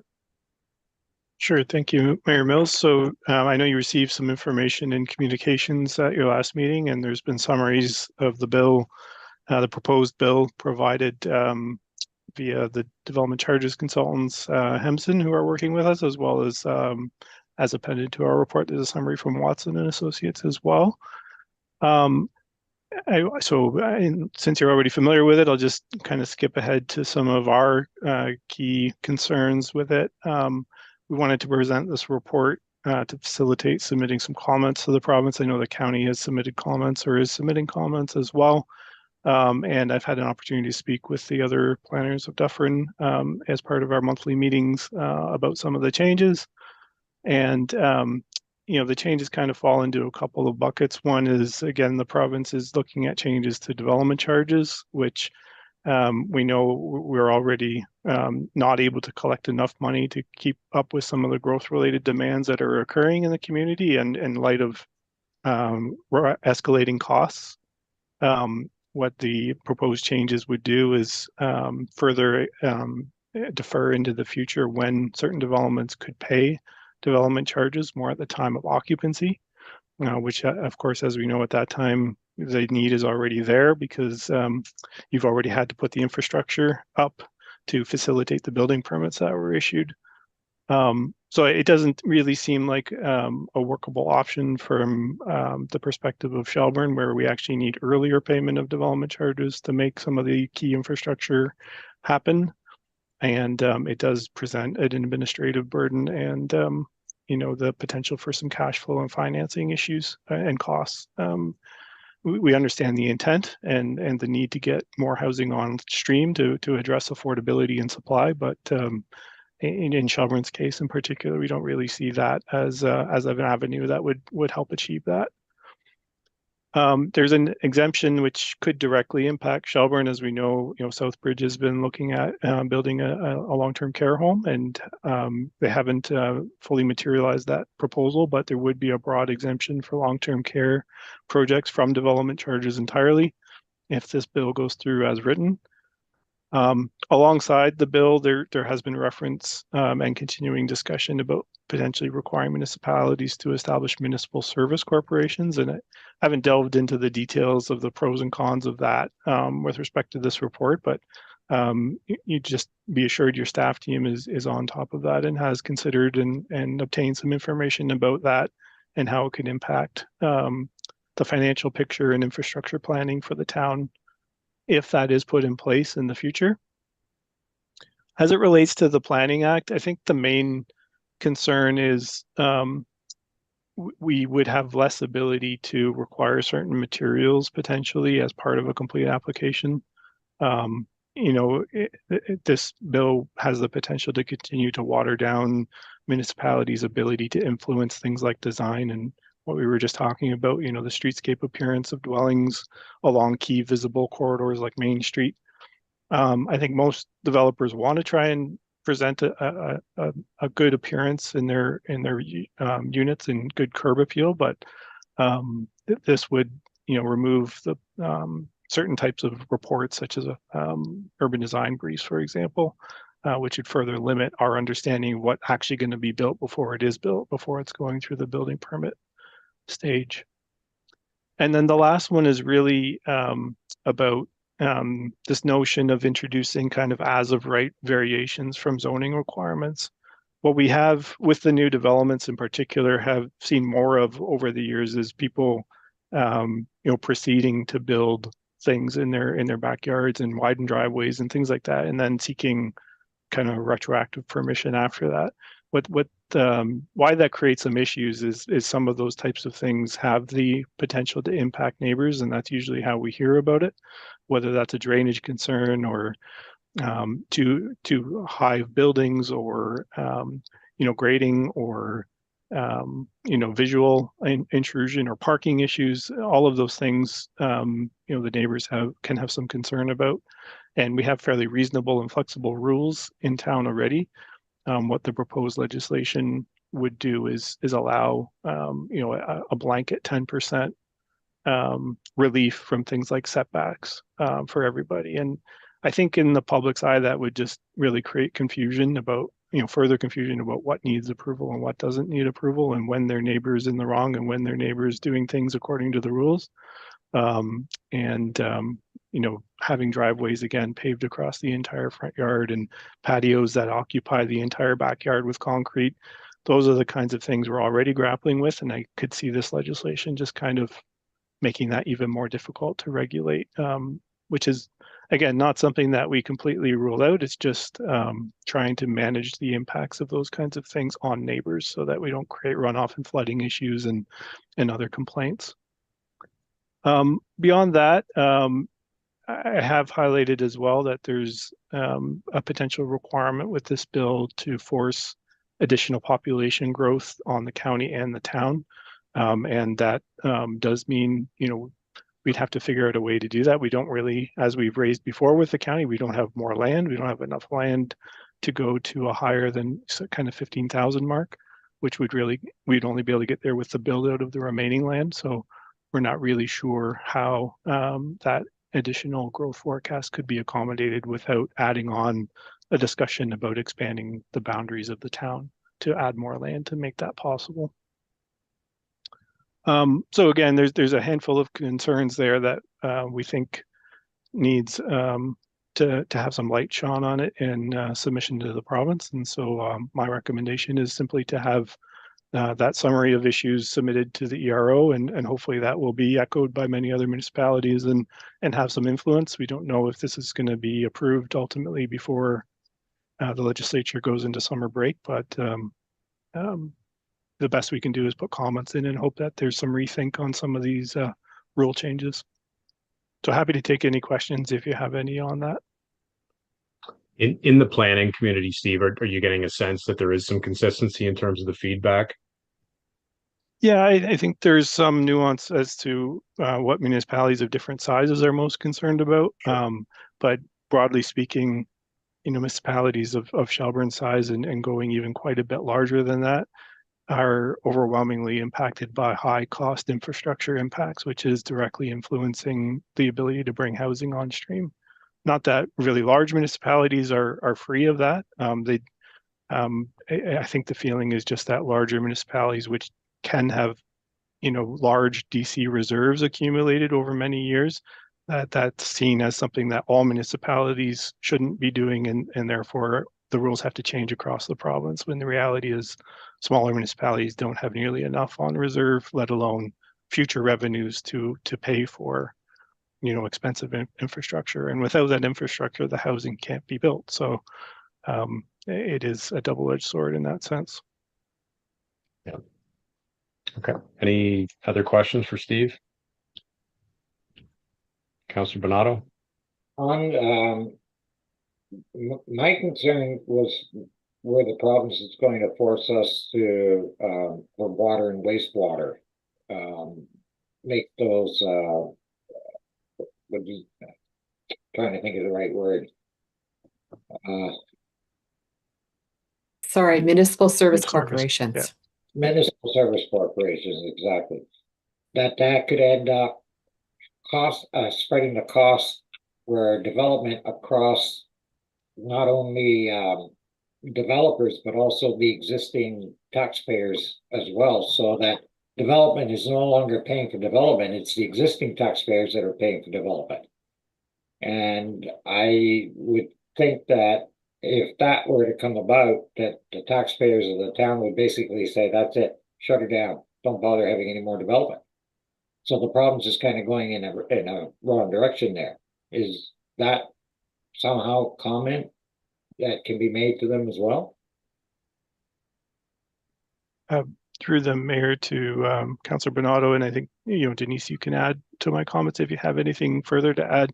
The concept of these municipal service corporations has come up as part of the conversations around this bill, but it isn't actually in the bill. That's something that the province is going to impose, that I've seen so far. So we've kind of tried to we've referenced it because it's been part of the conversation, but we haven't specifically flagged the concern, which you rightfully have, about the impacts of a municipal service corporation potentially to existing water and sewer rate payers.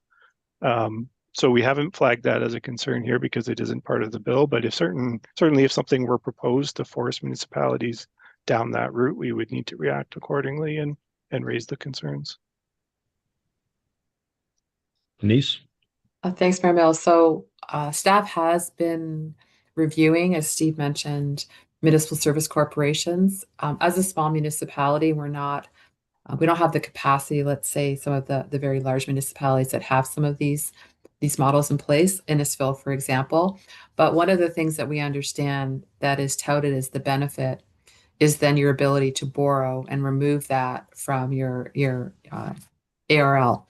However, our understanding is that if you take those revenues off of your own source revenues, you negatively affect that and then bring down your borrowing capacity. So we are trying to understand, as a small municipality, the benefit of this, the functionality of it, the administrative costs, and are you any further ahead in the end in solving some of the problems that you face currently? So in a nutshell, we're not convinced yet that it is a strategic solution for Shelburne, but we'll continue to review what the model offers and whether it has any merit for us. Okay. Any other questions on this? Councillor Wagner. Thank you so much, Mayor Mills. Not so much a question, I guess, is just sort of a quick comment to kind of be on the side of, growth. It's laughable with regards to how they want us to continue to grow and develop, and yet have continuously denied us any kind of funding or help with regards to our wastewater treatment plant, because, that is a concern with regards to allocations and the capacity. So I don't understand how they think that, smaller municipalities such as ourselves can support this requirement for extra growth when they're still not continuing to move forward with making the communities or municipalities whole. So, maybe a quick little question, Steve, might be, is there any information coming down the line just for the community that's watching with regards to future help for wastewater management, and our capacity or our potential to facilitate that and expand and do what we need to do to our treatment plant in order to continue to grow, which is clearly what they want us to do? Yeah, great question, and through the mayor, and Denise can add if I miss anything, but I think the important thing for the viewers to understand is that, council has committed not to put the cost of growth on existing taxpayers, and what that means for growth is that if the funding does not come together from a growth related source or from a grant from the province or from another level of government, to build the treatment plan upgrades, then that could very well put a pause on growth for some time, because it isn't a quick solution. It does take time, as ready as we can be, as shovel ready as we can be to make those improvements with the design and the EA and everything in place. If the money isn't there, then one thing the policies doesn't do is force a municipality to do something that would be financially irresponsible or raise taxes on existing ratepayers or things like that. So I think it's important for people to understand, while we're required to plan for growth and we're required to do it on the planning side, it doesn't necessarily force an expenditure on the infrastructure side if a sound funding plan is not in place. And that's the missing piece, I think, to this puzzle right now. So having applications like the one we had discussed tonight, having it ready in terms of a conditional approval or those kinds of things, the hope is that will continue to build the case to the province that, if with the infrastructure money, this is ready to go. But unfortunately for those landowners, if conditional approvals were granted and the funding does not come together for the treatment plant, then that's an indefinite waiting game. Right. For the growth to happen. Yeah, they're kind of stuck at that point, right? So, great to hear that, we won't be forced, kind of to continue to grow if they're not going to, hold up their end with giving us a hand on growth. Will we receive any sort of negative aspects with not growing, though, even though we kind of can't? Like, it's not really our fault, but is there anything negative towards not growing? That's another great question, and through the mayor, I think the more the province sees lack of growth activity, the more they consider things like potentially, municipal zoning orders or other removals of municipal authorities or overriding of those authorities. Now, I haven't seen any signal that any of that is even on the radar for Shelburne. It is a concern, though, that other methods of achieving growth would then be looked at, especially if there are development interests that are pushing the province in that direction. We do have some pressures around Shelburne's borders even for that kind of growth, and sometimes the route that those interests will take is through the province to request an MZO or Minister Zoning Order and those kinds of things.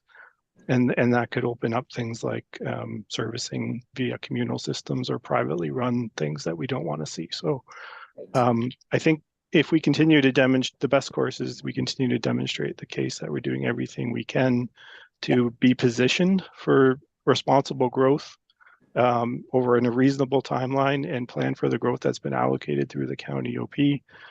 But it really won't happen until the infrastructure piece comes together. Then that positions the town the best for the funding opportunities that come with that. And that may very well be a combination of grant funding and prepaid development charges with the benefiting developers. Great. Okay, wonderful. Thank you so much. All right, so can I have a motion then to receive Steve's report and to provide the staff comments that are included in the report be submitted to the ERO in response to the posting? Councillor Gasharty, seconded by Councillor Fegan. All in favor? And that's carried. Okay, thanks, Steve. Thank you. Have a good evening.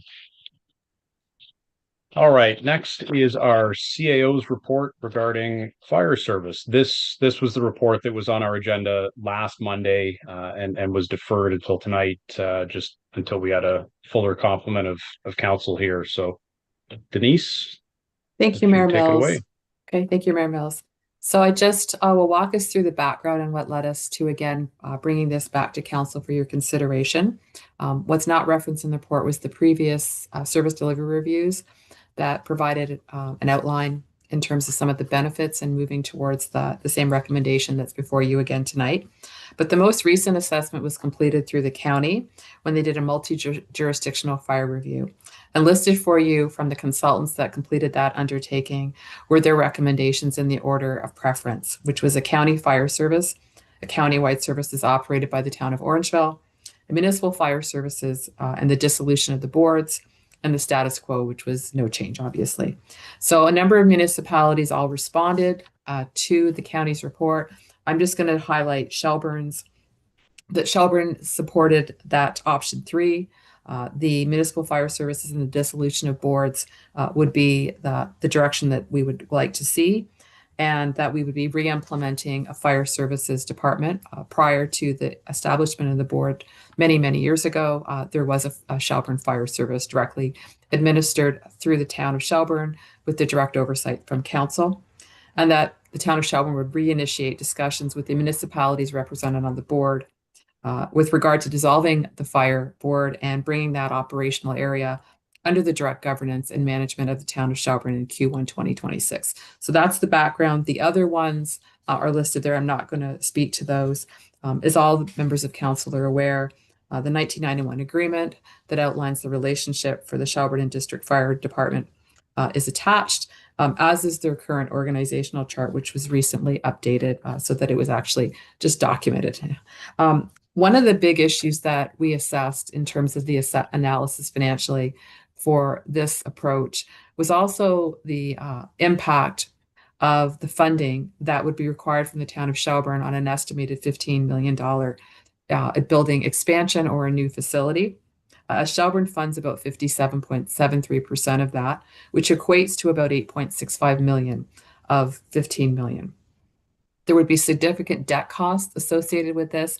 And just to link this to the previous reports and the questions of council with respect to the infrastructure and namely the waste treatment plant, which we haven't got the capacity to fund, that same scenario would be here. So that's why we focused heavily on the cost mitigation that could potentially be achieved with the management of a plant, or sorry, fire services building or departmental needs.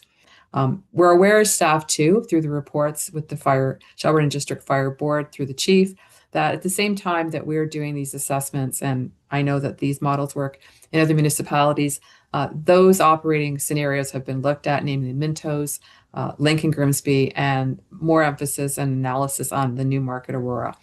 When we had done our staff report, we had also referenced those as models that could be explored, and we had not recommended that we proceed with those. So with respect to reestablishing, as is recommended in the report, the direct delivery of fire services by the town of Shelburne, there would be a number of components in creating that model for the suggestion and consideration by the other municipalities that are represented on the board. They would be based on a fire service agreement fire service model via agreement. And it's very important, and I think we've tried to emphasize this in the detail, which I'm going to speak to the bullets independently, is that it would be based on collaboration and consultation, and that there would be regular engagement, not only annual engagement, to ensure that there's an understanding of the breadth of issues in the operations of the administration as well as the capital, and that it would not be simply a unilateral or imposed outcome for some of the relationship issues. So with respect to the next steps that are high-level bullets only to reestablish a town-delivered fire services model, they would include, and this is as per the agreement, buying out the capital, the fleet, and the past building expansion. And I'll note that the past building expansion in the day of was about $220,000, and it would be depreciated. We base this on a fee-for-service contract with each municipality by agreement, which is a fairly common structure that's in place. But we've outlined that our agreement would be based on a fee per call model, and we'll be providing information pending the approval of council by June the 4th, outlining those proposed costs and how it will be structured for 2026 and 27. As I already mentioned, one of the functionalities of any relationship would be the formal implementation of an advisory group. And while how it's comprised is up for discussion, we've outlined to staff right now that it could be comprised of the mayor of each municipality that meets quarterly with the fire chief and the Shelburne CAO, which is myself, and other staff, and that the administration and all the summary notes for that group, as well as the terms of reference, would be developed by town staff. With this model, all capital costs and project costs are the sole responsibility of the town of Shelburne.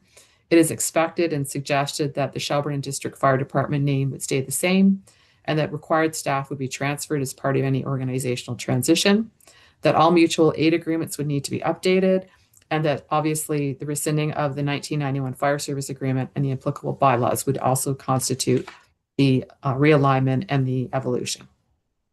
I referenced the prior SDRs. I'm also referencing that most recently, the town, like all municipalities in Ontario, completed a community risk assessment for our fire services. And that risk assessment listed what the number of calls were in Shelburne in the period. And in 2022, it was 159. And I'm only referencing that to give the context of how many calls as Shelburne only we undertake. What was also noted in there that the highest number of calls tend to be for false fire calls and a number of motor vehicle accidents. And the number of calls by area is provided to you in Appendix 3. And then more recent updated information from the Fire Chief's annual report for 2024 is listed in Appendix 4. Council is very aware of the chart under the financial services section of this report, just detailing the breakout by the three areas that comprise the total that each municipality contributes, as Shelburne is the highest contributor at 57%. So as I referenced before, in terms of the model structure, it would be a fee-for-service model based on operating costs. We did look at the two general operating scenarios that are present in some of the relationships with other municipalities. In some cases, it's a flat fee for service. In other cases, it's a fee per call service. Based on the unknowns and the need to actually get data, we've recommended that we not go with a flat rate and that we use a fee for service model. And as outlined in the recommendation, it would be proposed what those costs would be for 2026 and 27. We've also looked at the one-time capital buyouts and those four main funding sources that the town would use to achieve the ability to pay for that. and we used the audited statements from 2024 in order for this key work to be done. The basis of the estimates right now are the 2024 net book value for capital assets. And while we are outlining by June the 4th to the other municipalities what they would be, we would need to use the 2025 net book value. So there would be some adjustments, and that will be footnoted. As I mentioned, the agreements would be critical to the functionality of this. And I'm going to loop back, and for the sake of the community as well, just go through what their recommendations have outlined. So obviously the most simple one is that council receive this report for information. The council re-endorses that the Shelburne and District Fire Board be dissolved, and that the town of Shelburne reestablishes a fire department as part of the town of Shelburne. And this is where the date has changed from the original motion to Q2 or Q3, given the timelines. And that'd be based on a model that includes collaboration with all municipalities represented on the board currently, or those that would like to purchase contracted services under agreement with the town of Shelburne. That the town of Shelburne requests that the Shelburne and District Fire Department suspend all current spending and review related to an expanded fire hall, which has an estimated future cost of $15 million. And that the town of Shelburne outlines the costing approach on the 2026 one-time capital buyouts to the municipalities represented on the board by June the 4th. And that the town, as I've already mentioned, provides the proposed 2026 and 27 costs for contracted services based on a fee per service call model to the municipalities by June 6th. And that the town requests a response from each municipality by July the 23rd, 2025. And I'll just clarify, even though it's not in the report, that doesn't mean we're wrapping up or asking for a final decision, but we need a general response by that date to understand whether or not what's being proposed with respect to the capital buyouts, the overall model, as well as the proposed operating costs for 2026 are amenable to the municipalities that it will be presented to. I tried for the sake of time to do this quickly. If you would like more information, please let me know, and I'm happy to answer any questions. Very efficient summary. I didn't breathe. I noticed. I'm going to turn to Deputy Mayor Hall, who also happens to be the current chair of the Shelburne and District Fire Board, for his comments first. Yeah. So again, this won't be comments. It'll be comments. It won't be questions. When you look at the fire services, and the CAO has used a few keywords, whether you talk about evolution being the change that needs to come forward. When you look at the current status, the fire service itself doesn't really change. What's changing is the management perspective. And if you look at the legislation that governs fire services, what we currently operate under is really not recognized. So, in all of the reports that we've had, it's been very clear that we need to make some sort of change. And I think when we look at some of our partners, the status quo really isn't an option. So what we have going forward here is pushing this to a point where we're eliminating that option of just saying status quo. So obviously, there's a lot of detail in the report itself. You can see from the overall, this is not necessarily a simple step. It's going to take some change by all means, but it's a necessary step for us in order to move to the next level. When we look at some of the things that are coming from a fire services perspective in the future, the legislation, the requirements for these firefighters is only going to be increasing. So it's certain that we need to get our heads wrapped around the fact that the management structure needs to change to match. And I think that's the best way in which I can put it. Okay, thank you. Couple of other things that I'll add from my perspective. I'm the second member on the board currently. I was a previous member, like my first term on council. This particular model has been a bit of a bone of contention for a number of years, and it's been discussed ad nauseum for many years, but we've never really been able to get to the point where there is any resolution to it. So it just rolls from year to year to year. Lots of discussion, some movement, I think, in terms of people's opinions, but we're not really gaining any traction in terms of making headway.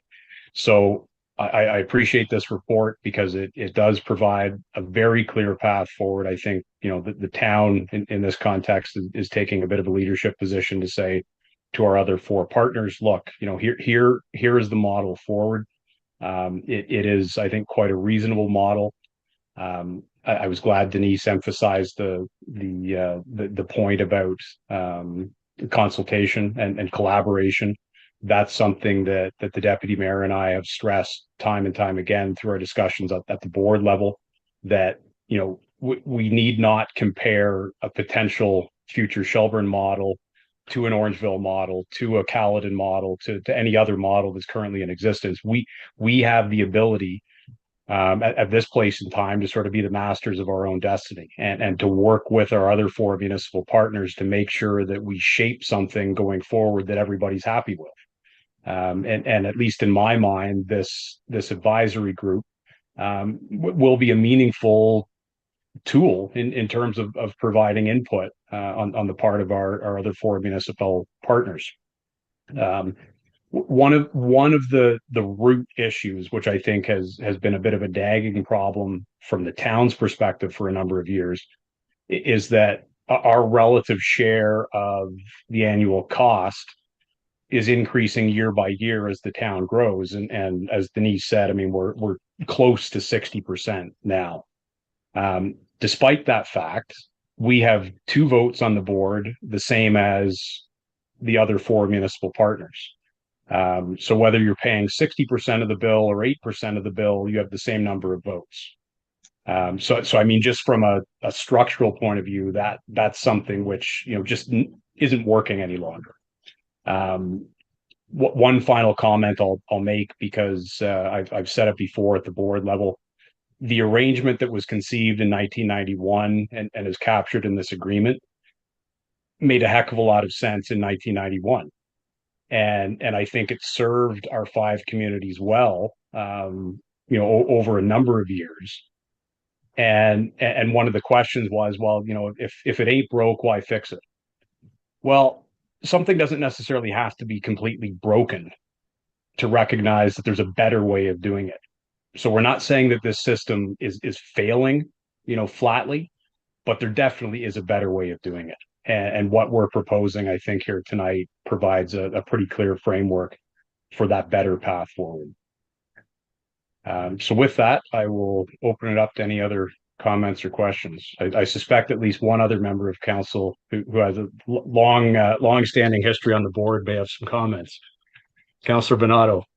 Very long history on the board.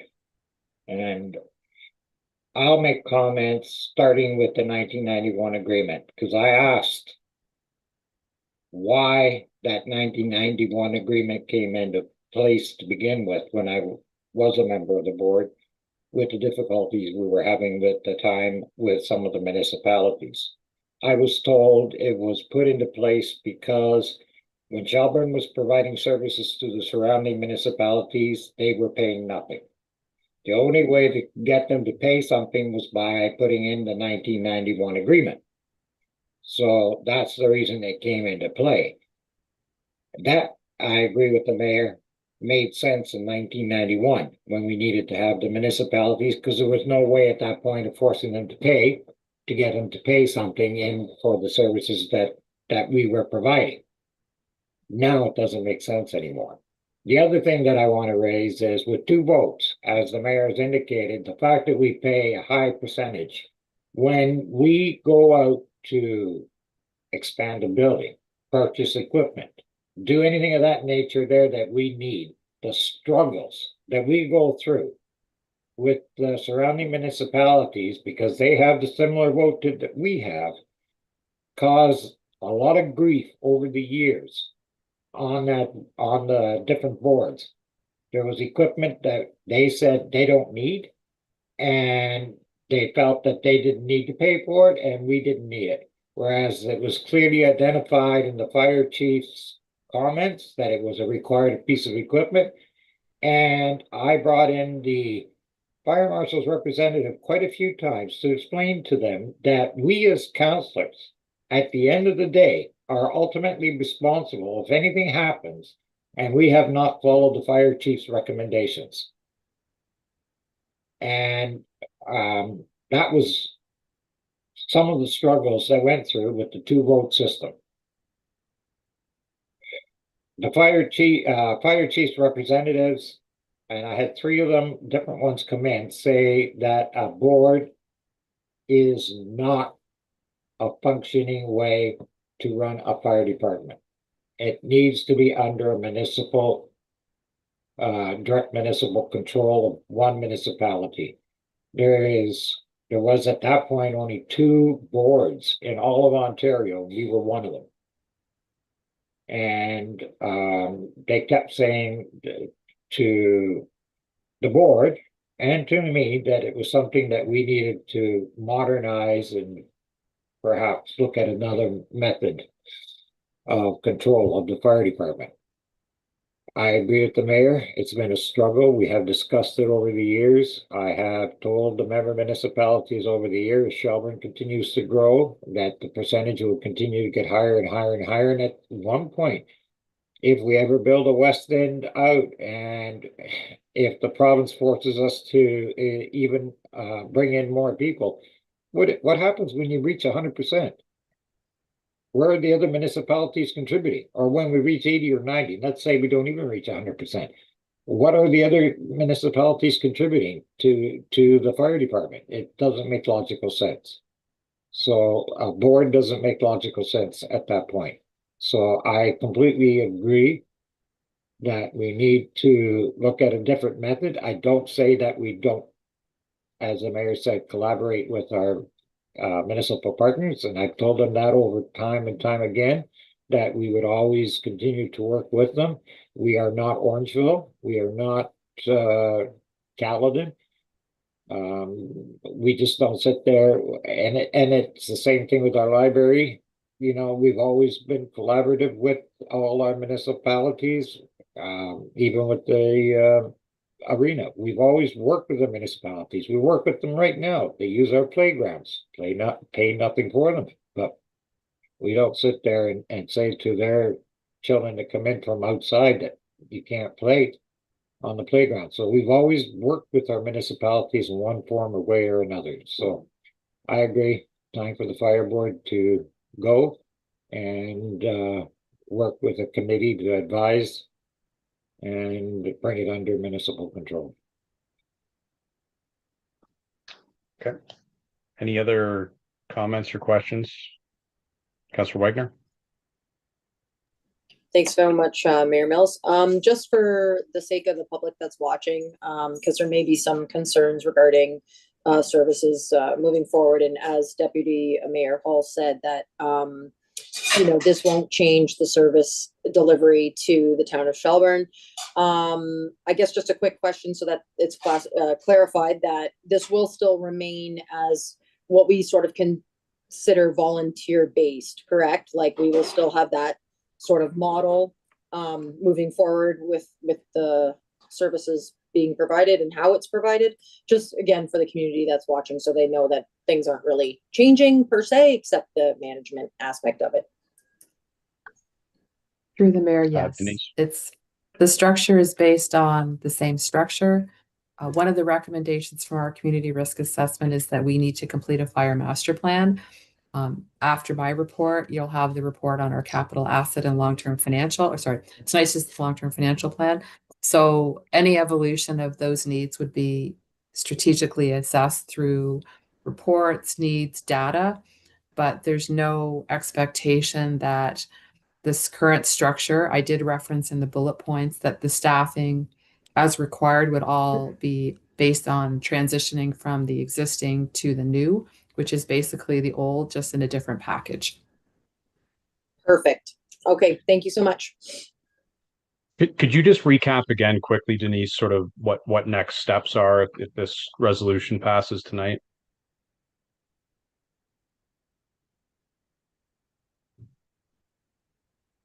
Certainly. So on page, there's no page number there. I apologize. My page number. So it's at the bottom of the heading under reestablishing.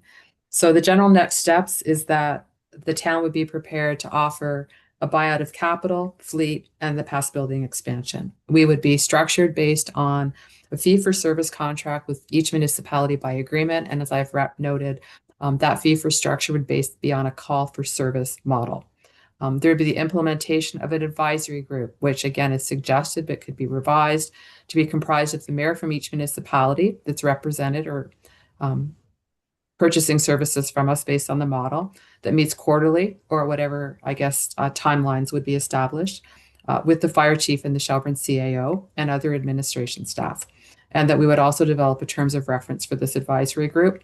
This is a key, is that all capital costs and capital projects are now the responsibility of the town of Shelburne, which reinforces that the operating model that's fee for service would be based on operating costs only. The name of the Shelburne District Fire Department is proposed to not change, to remain the same, with the required staff being transferred. It would be very important to update mutual aid agreements, and it would also be an obvious outcome of this that each municipality would need to rescind the 1991 fire service agreement and any applicable bylaws. And letters will be going out to each of our municipal partners by June the Thursday, 4th. Wednesday? June the 4th. Wednesday. Okay. Okay. All right. Any other questions or comments? Madam Clerk, can we have a recorded vote on this one? Yes, sir. So a recorded vote has been requested. When I call your name, please indicate yes or no. I didn't get a mover and seconder yet. Sorry. Sorry. And I'm not going to read out the entire motion again, but because Denise did read it verbatim. So mover and seconder. Moved by Councillor Bernardo, seconded by Councillor Wagner. All right. Okay. Recorded vote has been requested. So Deputy Mayor Hall. Yes. Councillor Bernardo. Yes. Councillor Fegan. Yes. Councillor Gouchardy. Yes. Councillor Sample. Yes. Councillor Wagner. Yes. Mayor Mills. Yes. Vote carries unanimously. Okay. All right. Thanks, Denise. And I know Carrie spent a lot of time working stuff out as well. So it's appreciated. Deputy Mayor Hall. I do have to step away from the meeting. I do apologize to all my colleagues. I do need to start traveling tonight. So thank you very much, and hope you guys have a good rest of the evening. And just to clarify, it's work travel. Yes, it is. Yes. Drive safely. Okay, the last report is a report from our Director of Financial Services Treasurer regarding the new long-term financial plan, which takes us from 2025 to 2034.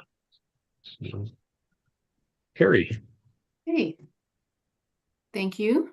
And good evening, everybody. I'm just going to share my screen here quickly.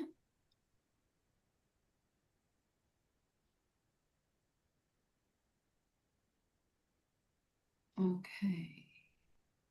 Can you see that? Yeah.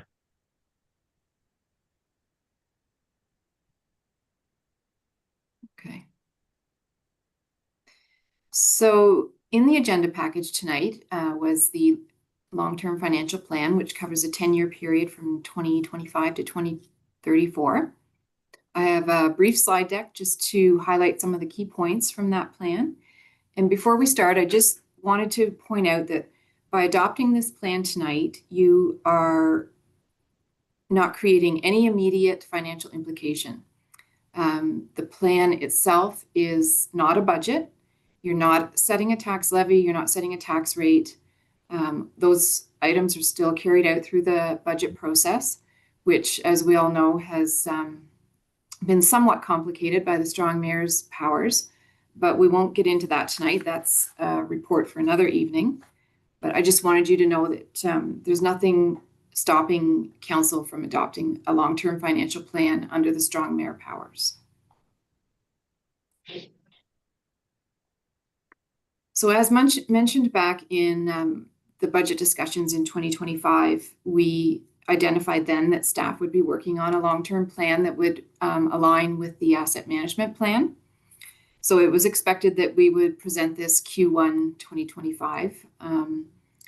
We tried, but so many things got in the way, provincial election and a federal election and all kinds of legislation changes, and staff had to pivot to try to include all of these changes in our long-term plan.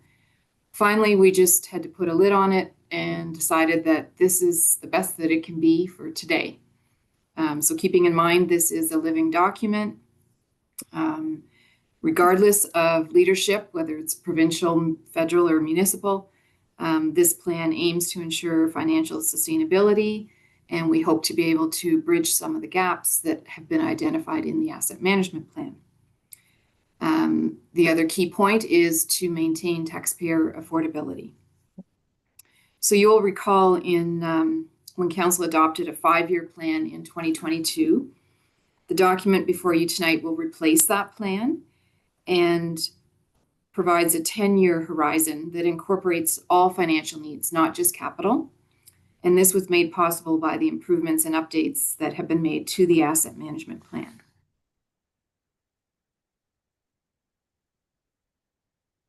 So some key assumptions in making this plan was that there was no need for staff to reinvent the wheel. We already have many studies and existing policies that are highlighted on page 5 of the plan. And there's at least a dozen of them there that we were able to pull from and guide us as we worked through the logic behind the long-term capital plan and made the assumptions that we needed to make.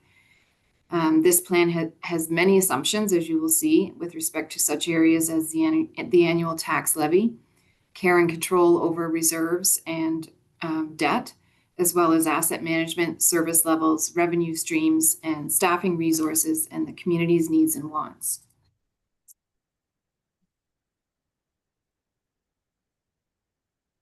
So in the report, we discuss how deviations from the original capital plan occurred, and one of those being the global pandemic, and the fallout of that was the most prominent.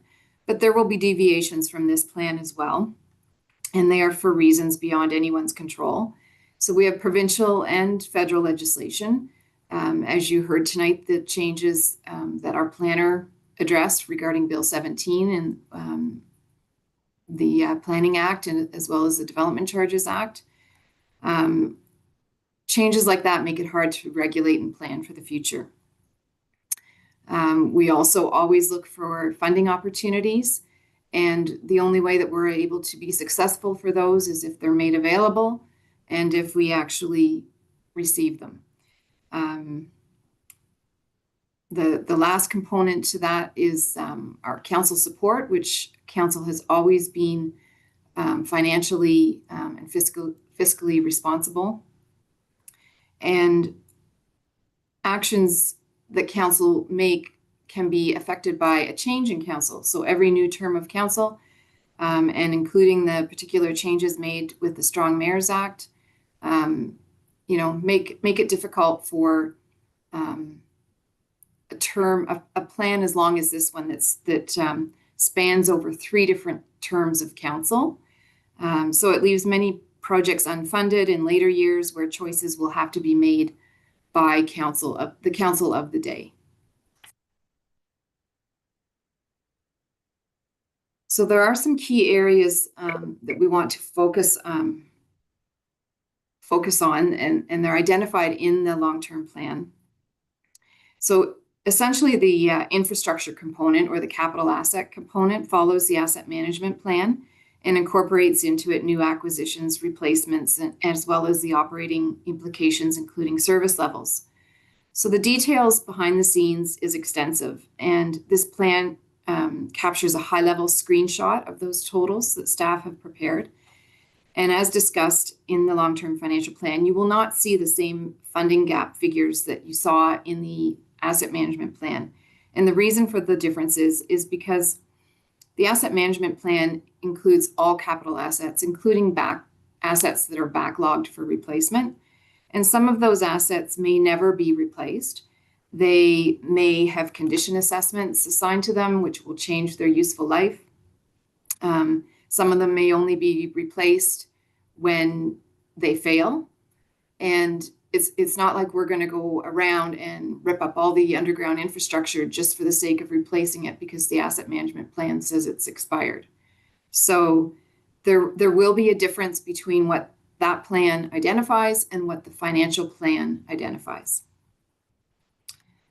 Staff have also decided that a special capital levy would benefit our reserves greatly.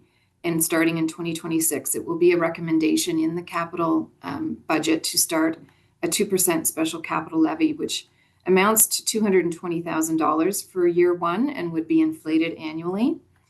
The plan identifies almost $18 million in unfunded projects over the next 10 years. So establishing that 2% per year will certainly not cover the 18 million, but it will help us to assist with supporting future capital expenditures, whether or not they're known now or not. The other thing that it will assist with is grant funding opportunities. If a grant becomes available and we have to come up with our 1/3 share, then we've got that levy that we've put into a reserve available so that we can be financially ready. So this brings us to reserves. And the reserve strategy starts on page 11. And page 13 details all the assumptions with respect to the reserve management for the future. The town's reserves doubled over the previous 10-year period. And we need to basically do that again. Especially considering that over 50% of the current reserves that we have belongs to the water and wastewater service area. So in addition to starting the 2% capital levy, the plan introduces many new reserves as well as increased transfers to reserves that collectively total just over $320,000. And again, that also makes it possible for us to come up with our share if we were to successfully acquire a grant, or it comes up with a down payment if we had to borrow, or it can also be used for future debt payments if we were going to be borrowing for a project. So another example of how reserves become important to us is with the winter that we just experienced and followed by the ice storm. We've allocated a new reserve for winter maintenance, as well as reinstating the Boulevard Tree Reserve. And on the next quarterly financial report, Council will be shown how much over budget we are on those two items for 2025, and how our reserve could have helped stabilize the tax rate in that situation. The plan identifies with the prudent financial management includes setting a budget that, under normal circumstances, would carry a 5% off operating surplus as a buffer. And in the past several years, that has been the case. We have been lucky enough to have healthy surpluses, generally in the 4 to 5% range. And that has contributed to our financial reserve growth, but that should also not be counted on as a dedicated way to grow reserves.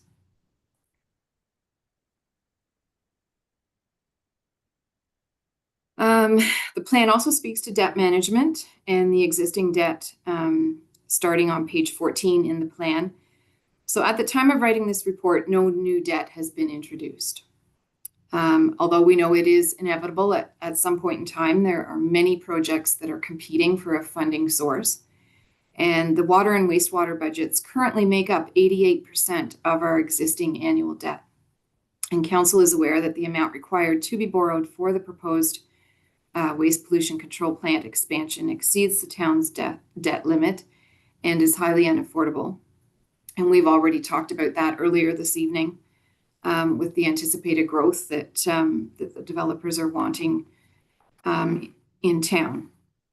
So in this capital plan, the waste pollution control plant has been parked as far as acquiring new debt for it. Revenue assumptions are discussed on page 8 of the plan, and aside from government grants and funding allocations, which are all unpredictable and they're heavily reliant on the government of the day, the town will need to identify additional revenue streams to boost financial capacity and increase our own source revenues. On page 22 of the operating forecast, we built into the plan a 6% increase in the tax levy for the years 2026 to 2028, followed by a 4% annually for the remaining years. So that may seem high, but if you look at the past couple of years, we've been at, I think we were at almost 9% for 2025. The tax rate is what is determined by the assessment growth. So the levy is not, just because the levy is higher, it doesn't mean that the tax rate's going to be. Keeping in mind that in the later years, it is harder to forecast, and we have no idea what MPAC is doing with assessment value yet. So that is another unknown when creating this report.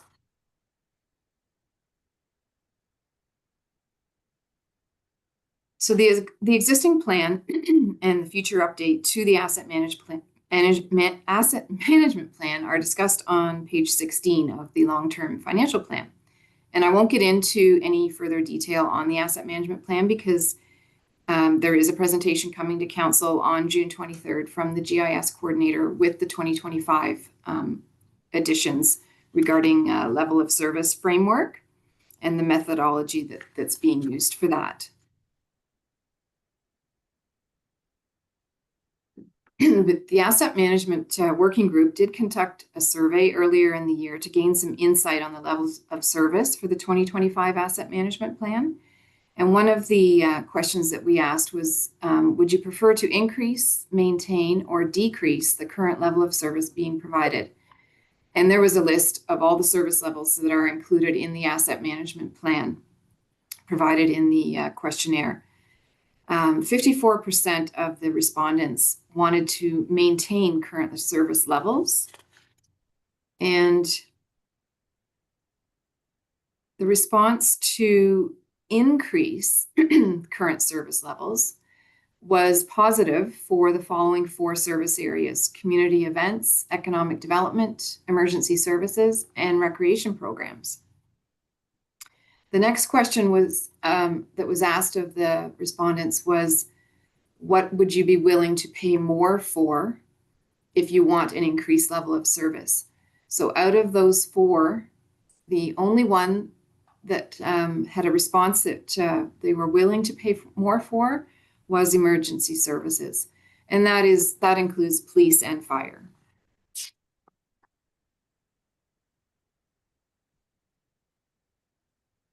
So one of the other questions that we thought would be important to ask to gauge the response from the public on, and page 25 of the long-term financial plan speaks to the funding gap of the asset management plan.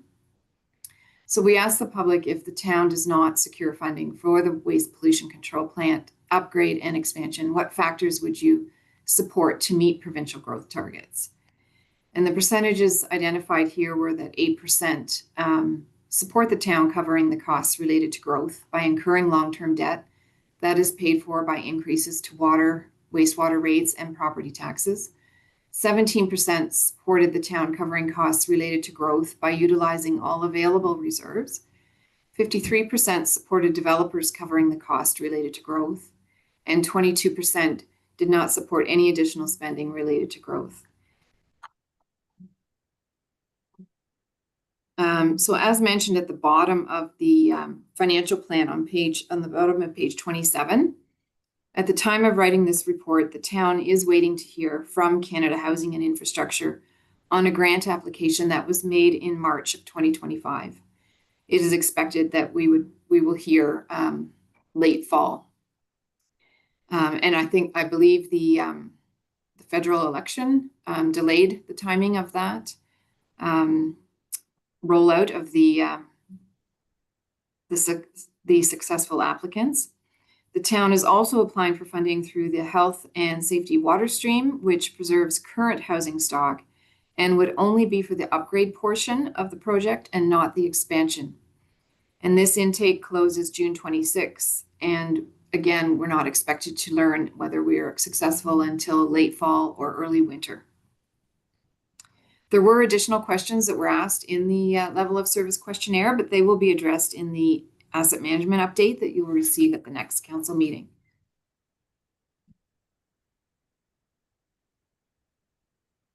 So the water and wastewater rates, I won't go into detail on those. They were included as appendices to the financial plan because they were completed by Watson Economists in 2023 and 2024.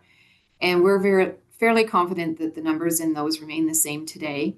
They would be further reviewed and updated once any decision is made with respect to whether or not the waste pollution control plant upgrade or expansion goes forward.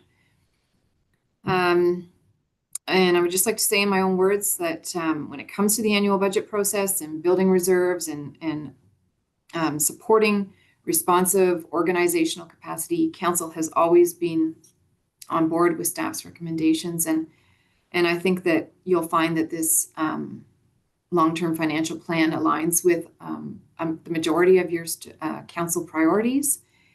And we hope that this financial roadmap for the next decade will help keep us on course.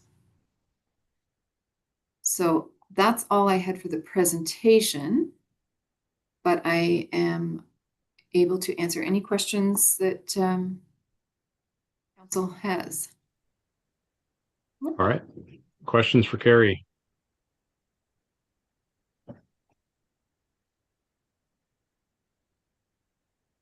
Nothing. I will, nothing. So I will add, this report was supposed to go, as I mentioned, we've had this report on the council, pending on the council agenda for months. But the fire report that was supposed to go to council last week and then was deferred to this week, all of the information that is provided in that report has been incorporated into this financial plan. They weren't supposed to be presented on the same evening, so it was going to be, a pivot if the report, Denise's report had not been adopted. But it was very timely of the fire chief to recently provide a 5-year operating plan and a 5-year capital plan. So I was able to incorporate those into the long-term financial plan. So that any of the changes in growth and the levels of service that the fire chief has already identified are built into this town long-term financial plan. And the majority of the OPP savings that we recognized in 2025 will help to assist in that protective service area and stay with emergency services. We've also had to make our bylaw department more robust, and you'll see in the staffing recommendations, which I didn't do a slide deck on the staffing for organizational capacity, but it does in the future include another bylaw position. So a lot of the OPP savings is staying within protective services, that of fire and bylaw. And we were able to accommodate that even the capital portion of the fire that we would have to fund ourselves going forward if this new fire service model transpires. The capital projects that the chief has identified would be covered by the OPP savings. Thanks, Carrie. And I mean, thanks for putting this together. It's kind of number one on council's list of strategic priorities, you know, the long-term financial planning. And as you say, I think the importance of this document, even though it is kind of a living document, is that it provides a roadmap and some strategic direction and continuity going forward, despite the fact that there may well be, you know, significant changes in the composition of council. So future councils may not opt to follow it, you know, to the letter, but at least it provides a longer term roadmap so that we're not just budgeting, you know, year to year on an ad hoc basis. It gives us a bit of a longer view, which I think is always helpful when it comes to financial planning. So, Councillor Bernardo. I had an opportunity, and I mentioned it to Gary, that I read the whole document over the weekend. It's quite a document to read. I want to thank her for it.